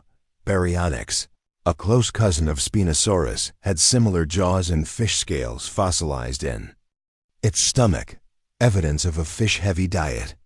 It lived in what is now England, near ancient rivers and lakes. Its curved claws may have helped it hook slippery prey, while its long snout worked like a heron's bill, snapping fish from the shallows. Then there's Suchomimus, another spinosaurid from Africa. Though it lacked the massive sail of Spinosaurus, its entire build suggested a semi-aquatic lifestyle, with adaptations for hunting fish and likely wading into wetlands. Even smaller, more traditional-looking theropods like Coelophysis have been found in what used to be riverbeds and lake margins, and though they weren't aquatic per se, some may have been opportunistic swimmers. Tracks from sites in China show dinosaur footprints transitioning into swim marks, suggesting these animals sometimes walked into deeper water and paddled across. Here, Apatosaurus, Diplodocus, and Brachiosaurus all roamed in herds. Massive sauropods, some the size of buildings, slowly made their way across floodplains and river valleys, feeding on different types of vegetation. Brachiosaurus, with its upright neck, likely browsed on treetops. Diplodocus, with its long, low neck, swept through low ferns and shrubs. Each fed in different layers, avoiding competition and maximizing resources. Living among them were Stegosaurus, armored and defensive, munching on tough undergrowth. Small, fleet-footed ornitholestes and Dryosaurus darted through the shadows, avoiding predators and scavenging scraps. And speaking of predators, there was one that ruled them all. This apex carnivore, about 30 feet long, was fast, agile, and deadly. It didn't have the crushing bite of a T-Rex, but it didn't need it. With sharp, serrated teeth and massive claws, Allosaurus likely attacked in ambushes, striking soft tissue, weakening prey with slashes and letting them bleed out. Think of a pack of lions around a herd of buffalo. That was the Jurassic Plains. Tension, caution, constant movement. But the Morrison Formation isn't the only window into prehistoric communities. On the other side of the world, in what is now China, the Yixian Formation paints a completely different picture. This was early Cretaceous China, around 125 million years ago. A lush, forested landscape dotted with lakes, and perhaps most significantly, the place where feathers started to take center stage. Here, Microraptor glided between trees. Not quite a bird, but not just a dinosaur either. It had wings. Not just on its arms, but on its legs. Four-limbed flight, or at least controlled falling. It hunted small animals and insects, possibly even fish. Alongside it lived Utaranus, a feathered tyrannosaur nearly 30 feet long, much earlier than T-Rex and coated in down-like feathers. It was the first hint that even giant predators could be fuzzy. The Yixian Formation also gave us Psittacosaurus, a small, beaked herbivore that may have lived in groups and showed signs of parental care. Fossils have been found with juveniles clustered around an adult, suggesting strong family bonds. This was a complex ecosystem, with creatures climbing, flying, swimming, and running. It wasn't just raptors and T-Rexes, it was birds in transition, mammals starting to rise, insects buzzing through ancient forests. Then there's the Hell Creek Formation, a window into the very end of the dinosaur age. About 66 million years ago, just before the asteroid impact. This is the world T-Rex actually lived in. Here, you'd find Triceratops, not a slow tank but a dynamic, herd-dwelling herbivore with social behaviors and serious horns. You'd find Edmontosaurus, a massive hadrosaur that likely migrated seasonally, communicating through low-pitched calls from its giant nasal passages. Anzu Wiley, the so-called chicken from hell, ran across these lands too, a strange, bird-like omnivore with feathers, claws, and a bizarre crest. Possibly a nest raider, possibly a scavenger, possibly both. And then there was T-Rex, the top predator, yes, but not the mindless killer movies make it out to be. In fact, fossils show that T-Rex didn't just hunt. It likely scavenged too. It used smell more than sight, relying on a massive olfactory bulb in its brain. It may have mated for life. It may have protected its young. This wasn't a monster. It was a monarch, one that lived in a thriving, dangerous, competitive world right up to the end. The truth is, dinosaurs didn't live in a vacuum. They weren't solitary giants stuck in empty landscapes. They were part of dynamic ecosystems, each with its own cast of characters: apex predators, armored tanks, nervous prey, scavengers, tree climbers, swimmers, flyers, and more. They lived in herds, in flocks, in family units. They migrated, nested, defended territories, raised offspring. And they evolved side by side, constantly shaping each other's behaviors, diets, and survival strategies. Even in the fossil record you can see this interconnectedness. Bite marks on bones, fossilized footprints crossing paths. Entire death sites where multiple species lie together, caught by droughts, floods, or volcanic ash. If you really want a Jurassic Park, it isn't about shoving every famous dinosaur into the same exhibit. It's about capturing the real prehistoric drama, how species coexisted, adapted to one another, and filled every corner of the planet. And what's truly incredible, this story isn't just ancient history. It's still unfolding. Every year, paleontologists dig up new formations, uncover new fossils, rewrite entire chapters of dinosaur science. And with each new discovery, we get closer to understanding not just who lived with whom, but how. Because the real Jurassic Park wasn't an island. It was Earth, wild, dangerous, crowded, and constantly changing. And in many ways, it still is. Chapter 13. Dinosaurs with super senses. Imagine standing in a Cretaceous forest. You're quiet, still, hidden, but something knows you're there. Not because it saw you move, not because it heard you breathing, but because it smelled you. Long before you even noticed it was watching, it had already locked in on your scent, carried by the breeze, mapped in its brain like a trail of smoke. And that brain? It wasn't the brain of a dull predator or dim-witted reptile. It was built for tracking, for sensing, for hunting. Welcome to the world of dinosaurs that didn't need brute force, because they had superpowers of perception. Let's start with the most obvious contender. Tyrannosaurus rex. Yes, it had massive jaws. Yes, it could crush bone. But perhaps the most underrated weapon in its arsenal was its nose. Paleontologists studying T-Rex skulls discovered something astonishing. It had an enormous olfactory bulb, the part of the brain dedicated to smell. In fact, it was one of the largest ever seen in any terrestrial vertebrate. This wasn't just about sniffing food.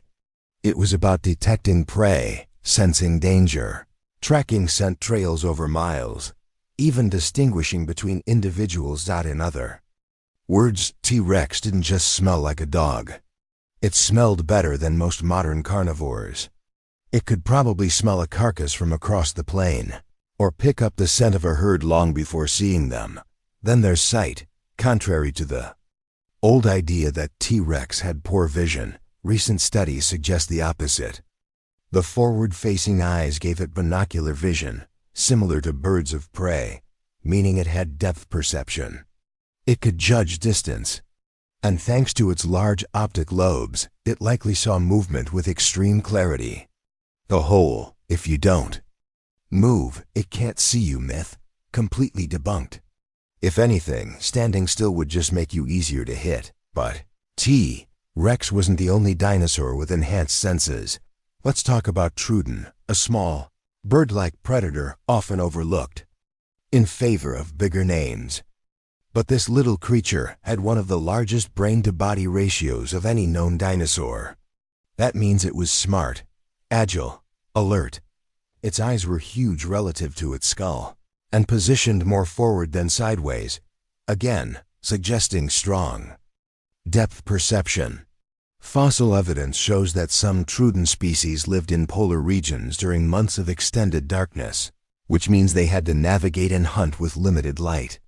Their vision wasn't just sharp, it was adapted for low light, possibly even night vision. Imagine a sleek predator moving silently through twilight, spotting you not with movement, but with the faint shimmer of your heat or breath. Then there's Therizinosaurus, the bizarre, pot-bellied, feathered herbivore with giant claws. Its senses remain a mystery, but its elongated skull and potentially wide field of view suggest it needed strong vision, not to hunt, but to avoid being hunted. It might have used its senses to scan for danger, or maybe even communicate visually with others of its kind. Those feathers weren't just insulation. They may have been for display, color, movement, recognition, which brings us to another overlooked dinosaur sense: hearing. Many hadrosaurs, the so-called duck-billed dinosaurs, had elaborate crests on their heads, like Parasaurolophus. For a long time, no one knew what they were for. Then, with the help of computer modeling and CT scans, scientists recreated the internal structure of the crest and realized it could work like a resonating chamber. These dinosaurs weren't just silent grazers. They sang, their crests amplified. Sound deep, foghorn-like calls that could carry over long distances, maybe to warn others, maybe to attract mates, maybe just to say, "I'm here." Their hearing was likely tuned to these low frequencies, meaning they could pick up calls from miles away. Even today, animals like elephants and whales use low-frequency sounds to communicate over vast distances. Hadrosaurs may have done the same. Prehistoric foghorns echoing across the swamps. And what about touch? While it's harder to detect in fossils, skin impressions from some dinosaurs show feathers, scales, even nerve-rich tissue. Dinosaurs like Anchiornis had complex feathers with asymmetrical veins, suggesting they weren't just for flight, but for tactile feedback. Two-dot feathers could help feel wind currents, detect changes in pressure, help parents recognize chicks, or warn a sleeping dinosaur when a predator got too close. In many ways, the sensory world of dinosaurs was far richer, far more active than we ever gave them credit for. We used to see them as dumb, clumsy reptiles. Now we know they were aware, sensitive, and often sharp beyond belief. They could smell prey in the dark, see movement in near silence, hear each other across valleys, and sense changes in their environment faster than most mammals ever could. These weren't cold-blooded monsters. They were tuned to their world in ways we're only beginning to understand.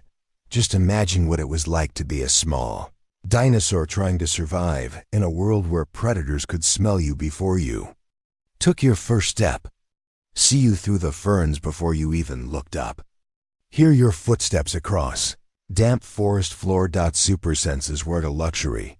They were life and death. And in the evolutionary arms race, dinosaurs didn't just grow bigger teeth.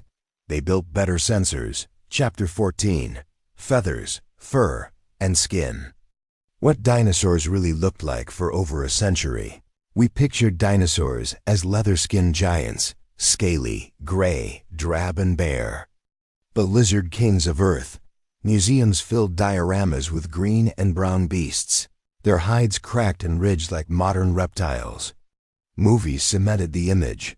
Cold-blooded monsters covered in scales, thundering through steaming jungles. But that image? It's collapsing. Fossil by fossil, flake by flake, we're learning something completely different. Dinosaurs came in textures, colors, and coverings that we never dreamed of, and some of them were downright flamboyant. Because for many dinosaurs, the story didn't stop at bone. It continued in feathers, filaments, protofuzz, and in rare cases, even preserved pigment. Their skin wasn't always dull and gray. Some may have been striped, spotted, or iridescent. They weren't scaly lizards. They were vibrant, dynamic creatures. Some were sleek, some were shaggy. Some may have had patches of scales on one side and a fuzz-covered ridge on the other. Nature was experimenting, and the fossil record is finally letting us see it. It all started with a few strange imprints, ghostly outlines in fine-grained stone around small raptor fossils in China. At first, paleontologists thought it was fluff. Then they realized these were feathers. Not impressions of skin, but actual filaments arranged along the arms and tail, sometimes even showing barbs and veins. This wasn't just a bird thing. These were non-avian dinosaurs, Velociraptor, Microraptor, Anchiornis. Suddenly, the whole concept of dinosaur skin had to be rewritten. And it didn't stop with the small ones. Utaranus, a 30-foot-long tyrannosaur from China, was covered in a coat of shaggy feathers, a predator bigger than a car, with insulation like a giant prehistoric wolf. If this relative of T-Rex had feathers, could the king himself have been fuzzy too? Maybe not fully, but possibly as a juvenile or in certain regions of the body. And while not all dinosaurs had feathers, many likely had some kind of covering beyond scales. Even herbivores like Culindadromus, not traditionally bird-like, were found with feathery patches, leading scientists to believe that feathers may have evolved far earlier than we thought. Maybe not for flight, but for warmth, or even display. And in rare cases, the color of these feathers can be deciphered. Using microscopic analysis of pigment cells called melanosomes, paleontologists have reconstructed the likely colors of ancient dinosaurs: black and white, fiery reds, metallic blues. One dinosaur, Anchiornis, may have looked like a prehistoric magpie: black crust, white body, and fiery red feathers on its head. The age of gray monsters is over. The age of color, fluff, and pattern is here. Chapter 15. The Shrinking Giants.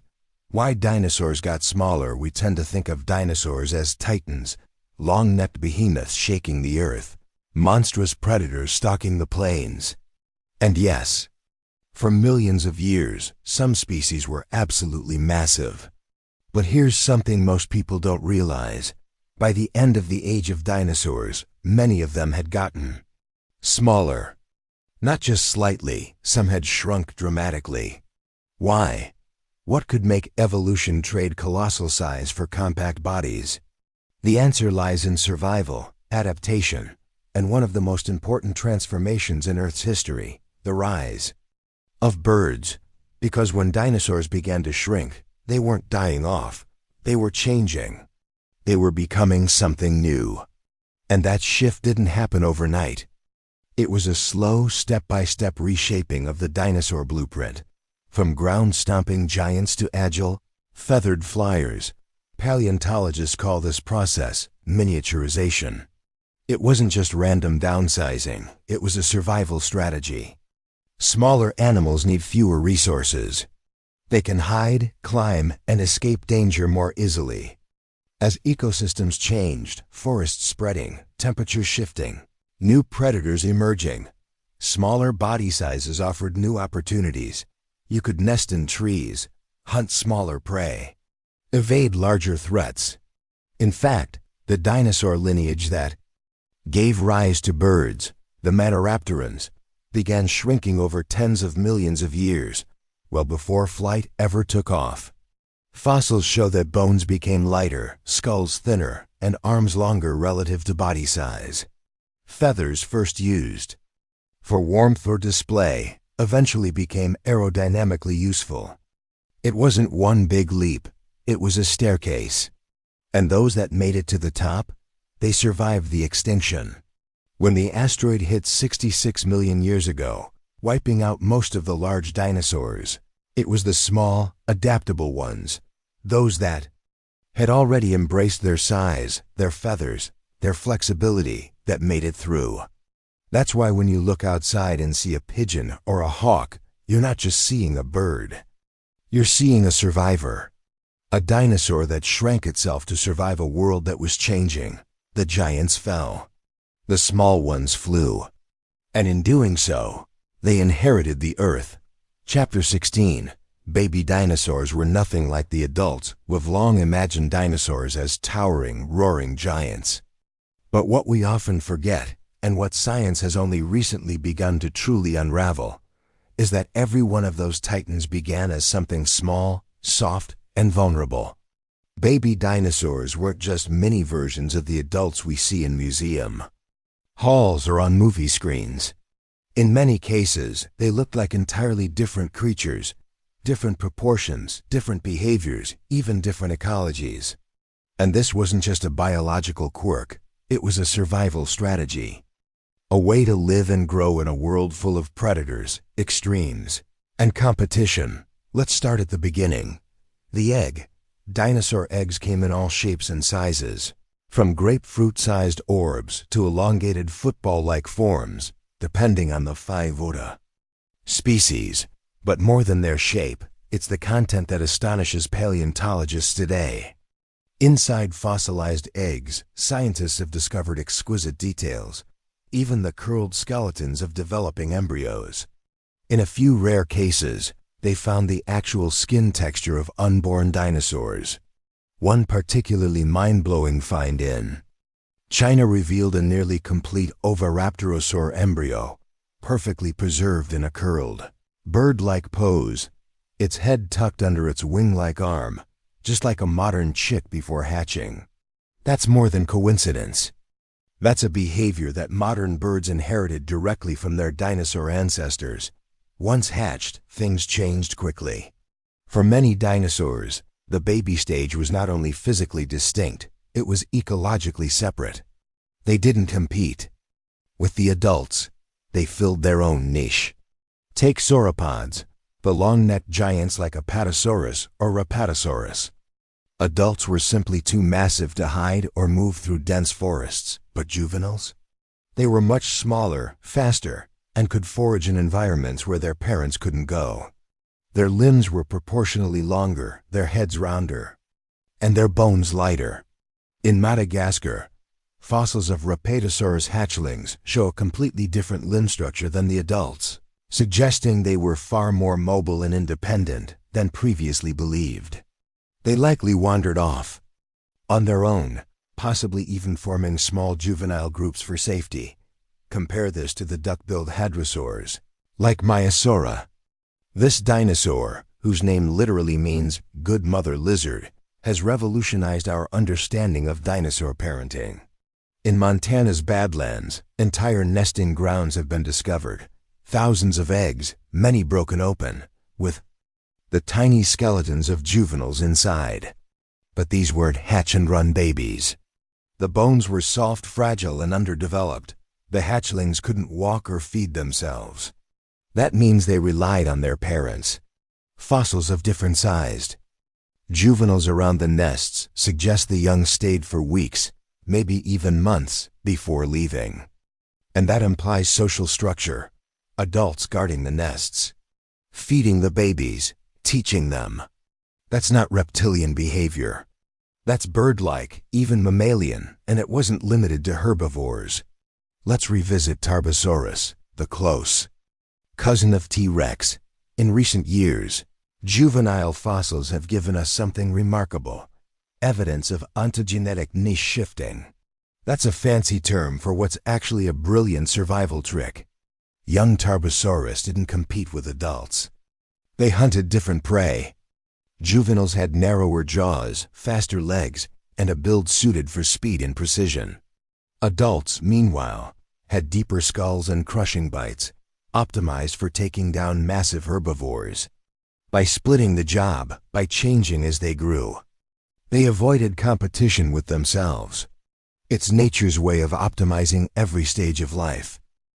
And then there's the identity crisis in dinosaur taxonomy, because juvenile dinosaurs sometimes look so unlike their adult forms that paleontologists misclassified them entirely.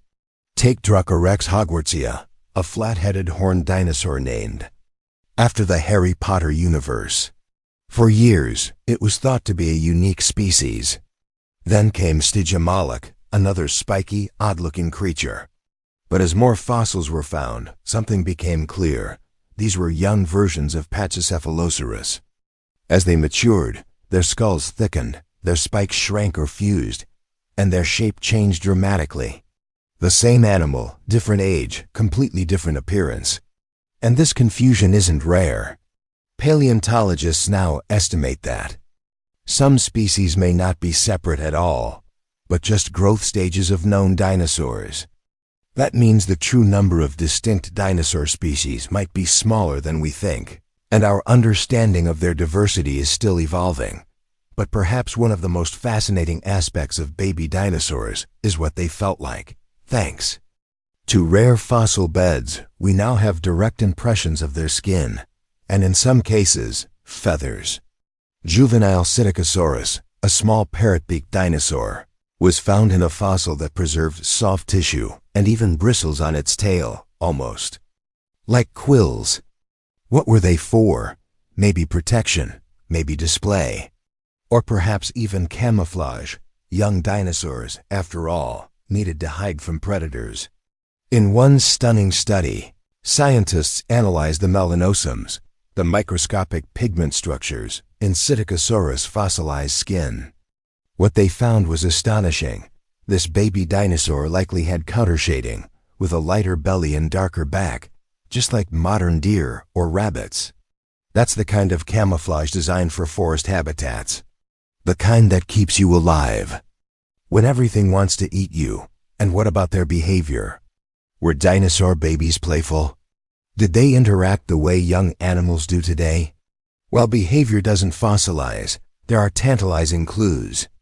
Nest fossils show multiple juveniles together, suggesting not just family structures, but perhaps group cohesion. Some scientists have proposed that baby hadrosaurs or ceratopsians may have formed creches, groups of young raised communally, like penguin nurseries. Adults could forage while the young were protected in numbers. There are even fossilized Footprints showing tracks of multiple juveniles walking in parallel. Coordinated, side by side, not randomly scattered. That kind of behavior suggests memory, awareness, possibly even rudimentary social learning. In some species, babies may have even looked cuter on purpose. It's a phenomenon called neoteny, the retention of juvenile features to elicit care. From adults, think of a puppy's big eyes, round face, or clumsy movements. Some juvenile dinosaurs, especially theropods, had enlarged eyes, shorter snouts, and more upright postures. These traits may have helped trigger nurturing behavior, not just from parents, but perhaps from entire social groups. After all, in a world filled with predators, the best defense for a baby dinosaur wasn't claws or armor. It was protection. And then there's the biggest mystery of all. What were baby raptors like? We've seen the adult velociraptor, fast, agile, deadly. But baby raptors? They were likely fluffy, delicate, and wide-eyed. They hatched with feathers. They had to be quick learners. They may have practiced hunting through play, like lion. Cubs, some may have chirped to their parents, just as baby birds do today. In fact, fossils of oviraptors show adults found atop nests in a brooding position, wings outstretched, just like a bird incubating eggs. The link between dinosaur parenting and modern bird behavior is more than strong. It's unmistakable. So why does all this matter? Because it tells us that dinosaurs weren't simple reptiles driven by instinct alone. They grew, they changed. They lived in stages just like mammals, just like birds.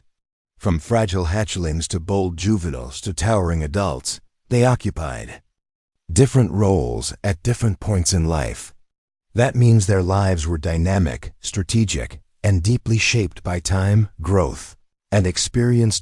It also means our vision of dinosaurs as rigid, unchanging monsters has to go.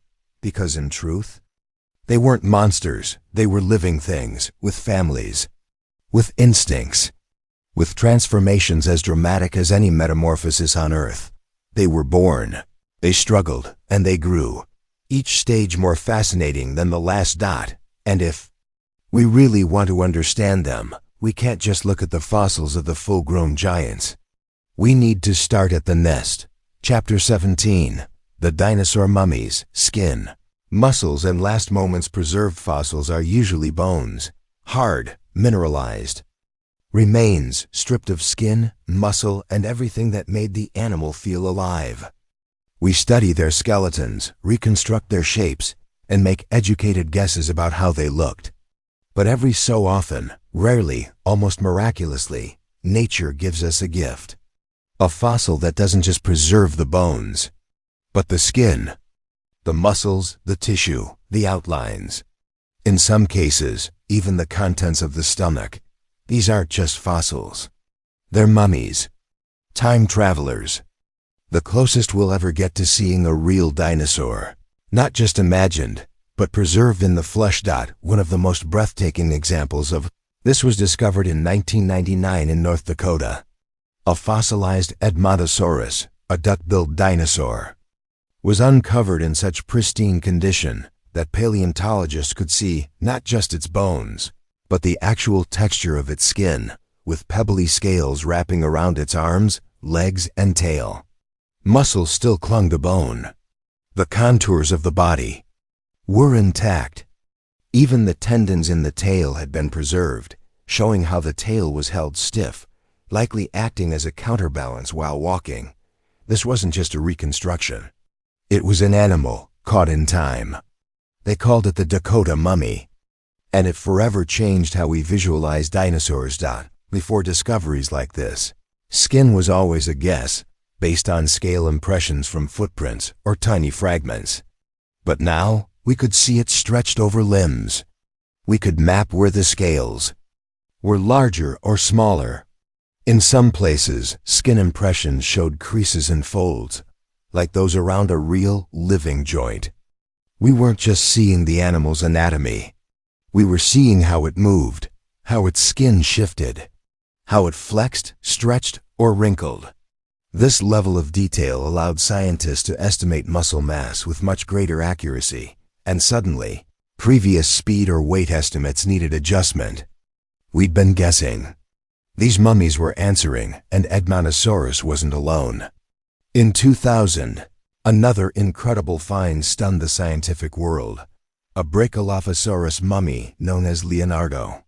What made Leonardo so special wasn't just the skin, though that was stunning, it was the gut contents. That's right, paleontologists found the actual partially digested contents of Leonardo's last meal. Not just bones or plant fragments, but cellular structures of leaves, evidence of ferns, conifers, and flowering plants. We now had direct proof of what this dinosaur actually ate, not just what we assumed based on teeth or jaw shape. And around the gut, scientists discovered tiny fossilized parasites, likely intestinal worms. That's biology, behavior, and ecosystem all wrapped up in one fossil. A moment in time, frozen inside the body of a creature that hadn't walked the earth in 77 million years. Other mummies have preserved even more subtle features, things we didn't even think possible. Fossils of Psittacosaurus, for instance, preserved not just skin, but the pattern of color along its body. Scientists discovered evidence of countershading, lighter underbellies and darker backs, the kind of camouflage modern deer and lizards used to blend into dappled light. It wasn't just artistic guesswork, it was data. Proof that dinosaurs didn't just move and eat, they hid, they strategized. They adapted to their environments with behaviors and appearances remarkably similar to today's animals. And then there are the tragic ones. Some mummified fossils capture something more haunting, the exact position of death. One of the most famous is the ceratopsian known as the sleeping dragon, a Psittacosaurus fossil preserved in a curled, resting pose, as if dozing under a tree. The arms tucked in, the tail curled around its body, its head resting gently on the ground. But this wasn't sleep, this was a final moment, flash frozen by a sudden catastrophe. Likely a volcanic eruption or sandstorm buried the dinosaur in seconds, preserving it with minimal disturbance. What you're looking at isn't just a skeleton, it's a death pose. A last breath recorded in stone. Even predators have been captured this way. The famous fighting dinosaurs fossil from Mongolia preserves a velociraptor and a protoceratops locked in combat, one clawing, the other biting, both caught mid-battle as a sand dune collapsed over them. Skin impressions have been found around both animals, further cementing the idea that they died exactly as they were found, in a struggle for life, in the heart of the Cretaceous. But how do these mummies happen? What kind of conditions can preserve flesh and skin for over 70 million years? The answer: extreme luck and rapid burial. Usually, decomposition wins. Bacteria, scavengers, the elements, they destroy soft tissue within days. But in rare cases, a flash flood, a sudden landslide, a volcanic ashfall, an animal can be buried so quickly and so deeply that oxygen can't reach the body. Without oxygen, bacteria can't thrive. The body desiccates, dries out, and over time, minerals infiltrate the tissues, preserving them in stone. It's the same principle that preserves woolly mammoths in permafrost. Only with dinosaurs, the odds are even lower. That's why mummified dinosaurs are incredibly rare and incredibly precious. And thanks to modern technology, we're learning more than ever from them. CT scans, 3D mapping, synchrotron imaging. These tools allow scientists to look inside the fossil without damaging it. We can reconstruct not just the outside, but the internal organs, blood vessels, even muscle attachment points. We can calculate force, movement, posture, and sometimes we can reconstruct the voice. That's right. By analyzing the skull and resonance chambers of some mummified hadrosaurs, scientists have created digital simulations of what their calls might have sounded like. Deep, resonant bellows, low-frequency rumbles. These aren't roars. They're voices. Dinosaur voices, brought back from silence. Mummified fossils have also changed the way paleotists reconstruct dinosaurs. Gone are the days of leathery monsters with uniform gray hides. Now we see texture, variation, and expression. We know some had wrinkles. Others had thick, elephant-like skin. Some had feathery tufts or spiky scales along their flanks. And most astonishing of all, we now know some species had muscles where we didn't expect them, more flexibility in the neck, more power in the tail, even hints of facial expressions, tightening skin around the eyes or muscle creases along the jawline. These weren't statues. They were animals full of motion, reaction, and life.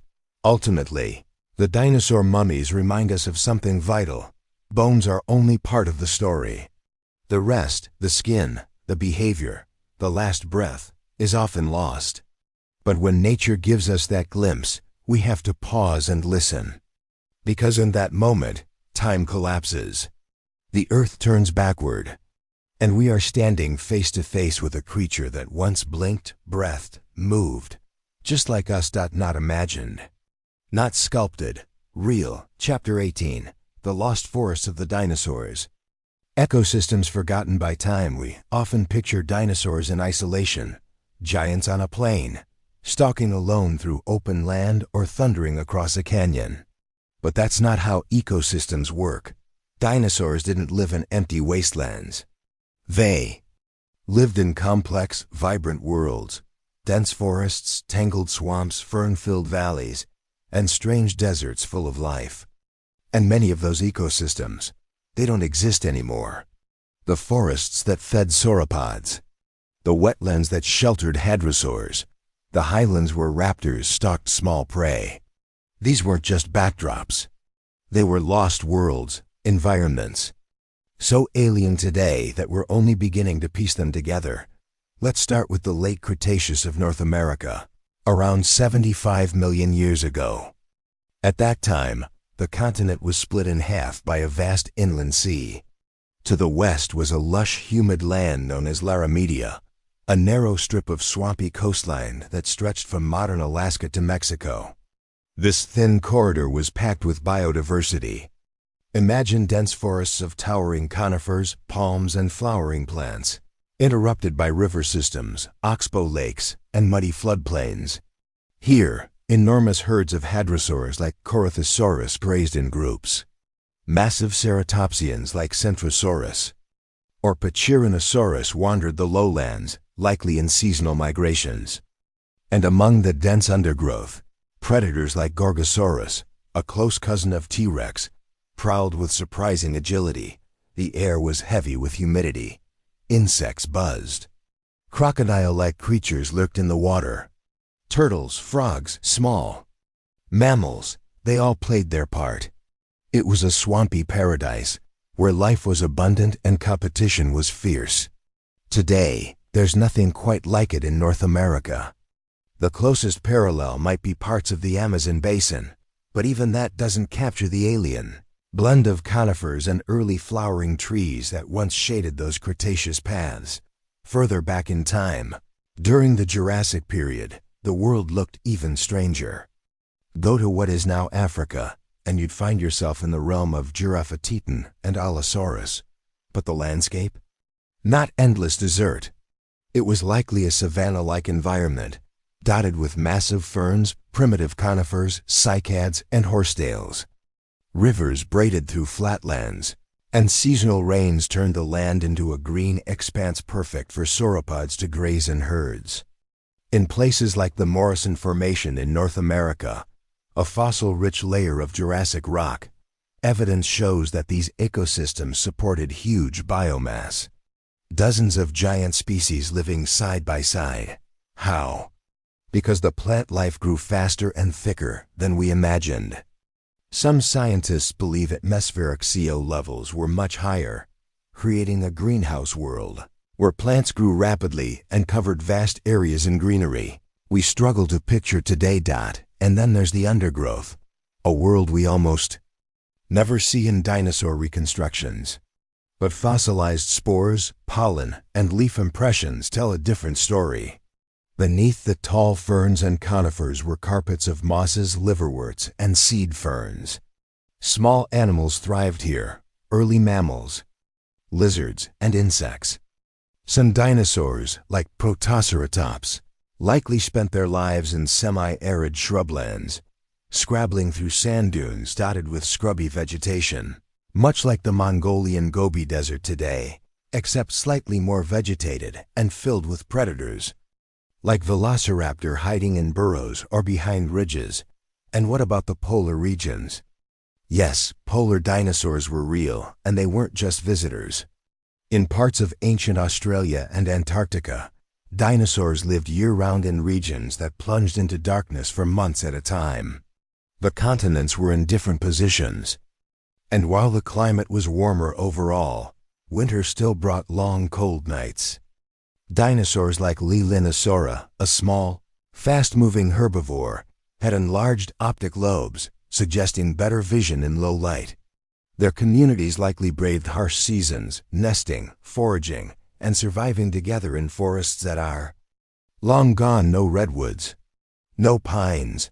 These were forests of extinct tree ferns, monkey puzzle trees, and other gymnosperms that blanketed the land in eerie green.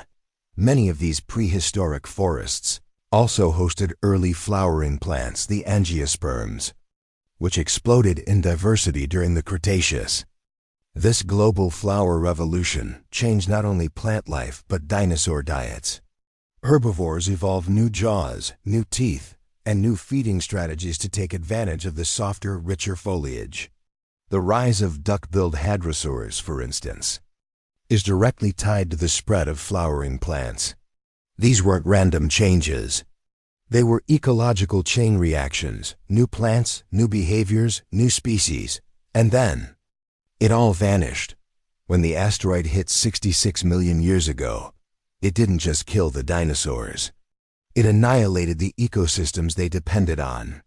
The global fires, the acid rain, the blocked-out sun, all of it brought down the complex web of life in days, weeks, or months. Forests died. Food chains collapsed. Many of the plants, especially the more delicate flowering ones, disappeared. Entire biomes were erased, like erasing a painting with one violent swipe. What's left today are just traces.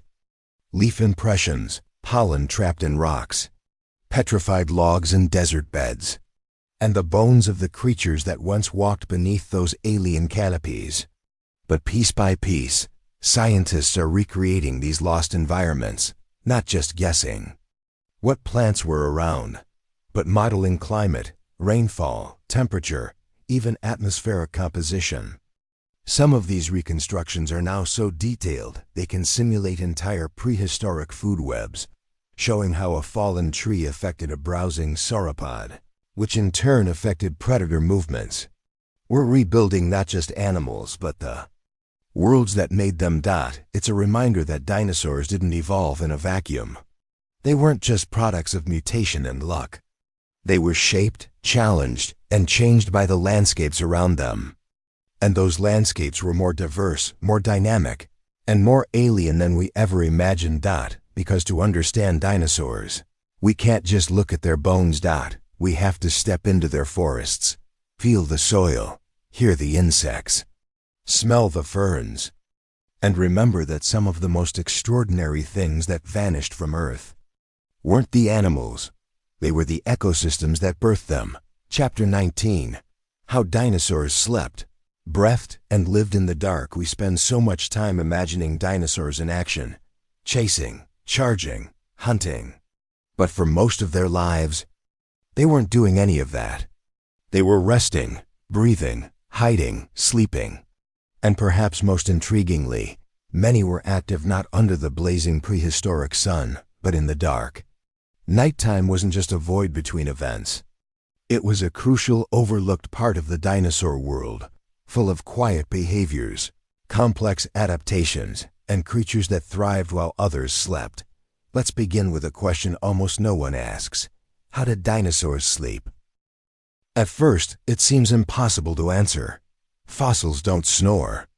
They don't stretch or yawn. But once in a while, nature leaves us clues. In Mongolia, a fossil of Maylong, a small bird-like troodontid, was discovered in a sleeping position. Legs tucked under the body, head curled back beneath the arm. Just like a modern bird, this wasn't a guess. It was fossilized behavior, a moment of sleep, frozen in stone. Maylong means sleeping dragon, and it offered paleontologists their first real insight into how at least some dinosaurs rested, safely, tucked in, conserving heat, just like their modern avian cousins. And that wasn't a fluke. Other fossils from the same region show similar postures, suggesting this sleep style was widespread among small feathered theropods. Why? Because these dinosaurs weren't scaly lizards. They were warm-blooded, feathered, and highly active. Conserving body heat at night was critical, and curling up was a behavior, not just a position. It shows awareness, intent, a rhythm to life we don't often consider in these creatures. But sleep wasn't the same for all dinosaurs. Massive. Sauropods, like Apatosaurus or Dreadnoughtus, probably couldn't lie down for long. Their sheer weight made getting up dangerous. They may have rested standing up or reclined for short periods on softer ground, much like elephants do today. And if they did sleep lying down, it was likely brief, infrequent, and in safe, open spaces where predators wouldn't sneak up. This wasn't laziness. It was strategy. And then there's breathing, something every creature does. But not always the same way. For years, it was assumed dinosaurs breathed like reptiles, expanding and contracting lungs, using chest muscles to pump air in and out. But new fossil evidence tells a different story. Certain theropods, especially those closely related to birds, had air sacs, a system of hollow cavities that extended from the lungs into the bones. This is how modern birds breathe, in a one-way flow of air, allowing for much more efficient oxygen exchange than mammals or reptiles. It means they don't just inhale and exhale in cycles. Their air moves continuously through the lungs. That's part of why birds can fly at high altitudes or sustain long periods of exertion. And dinosaurs? They had it first. Fossils of Erostean, a carnivorous dinosaur from Argentina, showed clear evidence of air sacs in the chest and abdominal cavity. The bones were hollowed out in specific patterned ways that matched the air sac systems in birds. Other fossils from Magungasaurus, Allosaurus, and even sauropods show similar features. This wasn't a bird thing. It was a dinosaur innovation. A breathing system that let them stay active, regulate body temperature, and fuel their massive, demanding bodies. Dinosaurs weren't sluggish. They were efficient, high-performance animals, built for endurance and heat management. And this respiratory upgrade also played a role in something we rarely associate with dinosaurs: nocturnal life. For decades, dinosaurs were thought to be primarily diurnal, awake during the day, asleep at night. But recent studies flipped that assumption on its head. By examining the scleral rings, the bony structures in the eyes of some fossilized dinosaurs, scientists can estimate how much light those eyes were adapted to receive. In short, they can tell if a dinosaur was active during the day-night, or both. The results? Surprising. Small, fast-moving predators like Truden had huge eyes, with scleral rings matching those of modern owls. These animals weren't just tolerating the dark, they thrived in it. They hunted under the stars, using keen vision and possibly even infrared sensitivity to locate prey. And they weren't alone. Many herbivorous species also showed adaptations for low-light conditions. This makes sense. Night was cooler, safer, and less competitive. Moving under the cover of darkness may have been a smart way to avoid predators and forage in peace. Even T. rex, long thought of as a daytime stalker, may have had excellent night vision. Its skull housed enormous olfactory bulbs, suggesting a powerful sense of smell, but its eye structure also supported activity at dawn, dusk, or nighttime. It may have been a crepuscular hunter, most active during the twilight hours. The shadows weren't a limitation. They were a tactical advantage, and it's not just about vision. Dinosaurs may have heard the night differently too. Studies of inner ear structures in theropods suggest they had sharp, finely tuned hearing. Some could detect low-frequency rumbles, much like elephants. Others may have communicated with booming sounds, hisses, or coos, not just roars. These were quiet signals perfect for nighttime communication. Mothers calling to hatchlings, mates warning of danger, or herds moving through the dark, keeping in touch with soft, resonant calls you'd never hear in a Jurassic Park soundtrack. So what did the nights actually feel like in the age of dinosaurs? Imagine the sounds. A deep croak of a prehistoric amphibian, the rustling of ferns, the distant thud of a sauropod's footfall, a sudden screech in the trees as a feathered raptor darts through the shadows. The air cools. The forest breathes. And above it all, under ancient starlight, a Truden watches, silent, alert, adapted. These weren't monsters waiting for daylight. These were creatures of the full cycle, diurnal, nocturnal, and everything in between. Their world didn't switch off at sunset. It just changed rhythm. And when you understand that, something remarkable happens. Dinosaurs stop being symbols of power or terror. They start to feel real, animals with sleep patterns, with breath, rest, and nightly rituals. Not just surviving, but living in every hour of the day. Because even in the age of giants, life moved in quiet moments.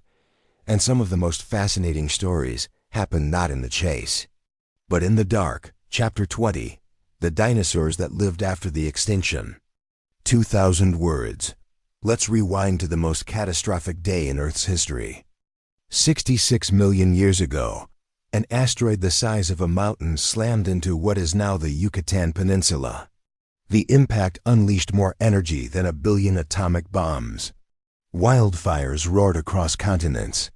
Earthquakes tore the ground apart. Tsunamis taller than skyscrapers swept across the seas. And then came the darkness. Dust and ash blotted out the sun. Photosynthesis halted. Plants withered. Ecosystems collapsed. It wasn't just dinosaurs that died. Entire food chains were gutted. From microscopic plankton in the oceans to towering titanosaurs on land. In a matter of weeks to months, the age of dinosaurs appeared to be over. But that's only part of the story, because not all dinosaurs died.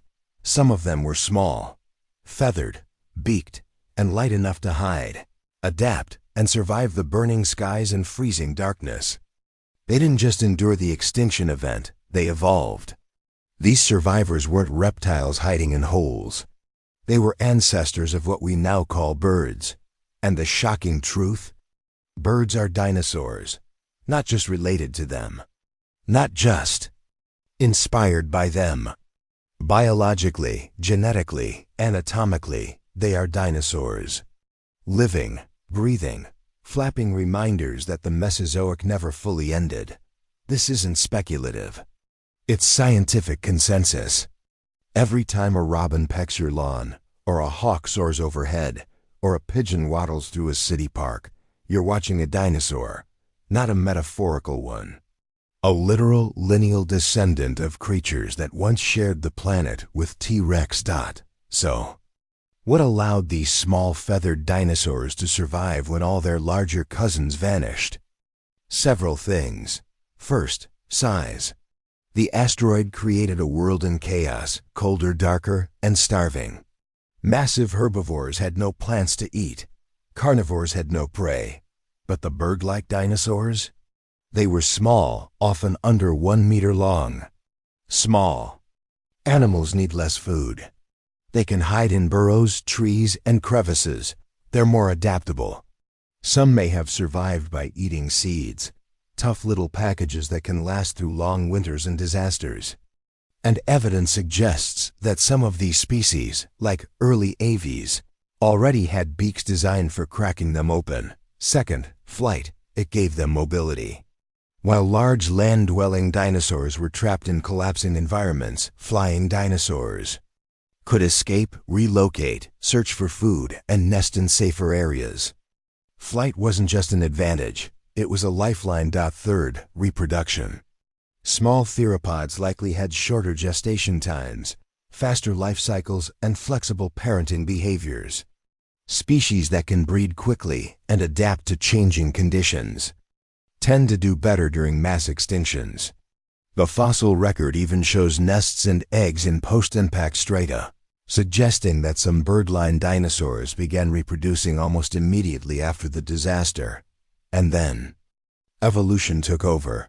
The survivors diversified rapidly. In the aftermath of the extinction, new ecosystems began to form. Without the massive non-avian dinosaurs dominating every niche, the bird dinosaurs exploded into opportunity.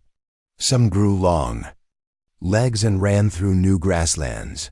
Others developed wide wings and soared over oceans. Some evolved into aquatic forms like penguins. Others, like parrots and corvids, developed remarkable intelligence. And through this great radiation, we ended up with everything from hummingbirds to ostriches. All dinosaurs, just in new clothes. Fossils confirm this. Transitional forms like Archaeopteryx, Confuciusornis, and its Ithyrnes show us the stages between. Toothy, clawed raptors and modern songbirds. Some had teeth. Others had claws on their wings. Some still had long tails or primitive bone structures. Over millions of years, the bird body plan refined itself, but it never stopped being a dinosaur. In fact, some of their ancestors, like the famous velociraptor, already had feathers, wishbones, and bird-like hips. When you strip away Hollywood's scaly monsters and look at the fossil record, the line between bird and dinosaur doesn't blur. It vanishes. Evolution didn't make birds from scratch. It repurposed dinosaurs to that, so the real twist is this. The age of dinosaurs didn't end. It changed. The thunderous age of giants became the subtle age of flyers. And over time, as mammals rose to dominance and the Earth's ecosystem shifted, birds kept adapting, surviving ice ages, shaping continents, crossing oceans, and eventually coexisting with us. And while we've wiped out many species, the truth is undeniable. Over 10,000 species of dinosaurs are alive today. They chirp outside your window. They swoop over your cities. They build nests and lay eggs and defend their young with everything they've got. They still have scales on their feet. They still lay eggs, just like Triceratops did. And some still have claws on their wings, echoes of a more ferocious past. Even the mighty T-Rex lives on, not just in museums, but in chickens. Genetic studies have confirmed it. Chickens and ostriches are closer to T-Rex than any modern reptile. Scientists have even activated dormant genes in bird embryos that produce teeth, relics from their carnivorous ancestry. We are on the edge of understanding how evolution leaves fingerprints behind. And the fingerprints on birds scream one thing.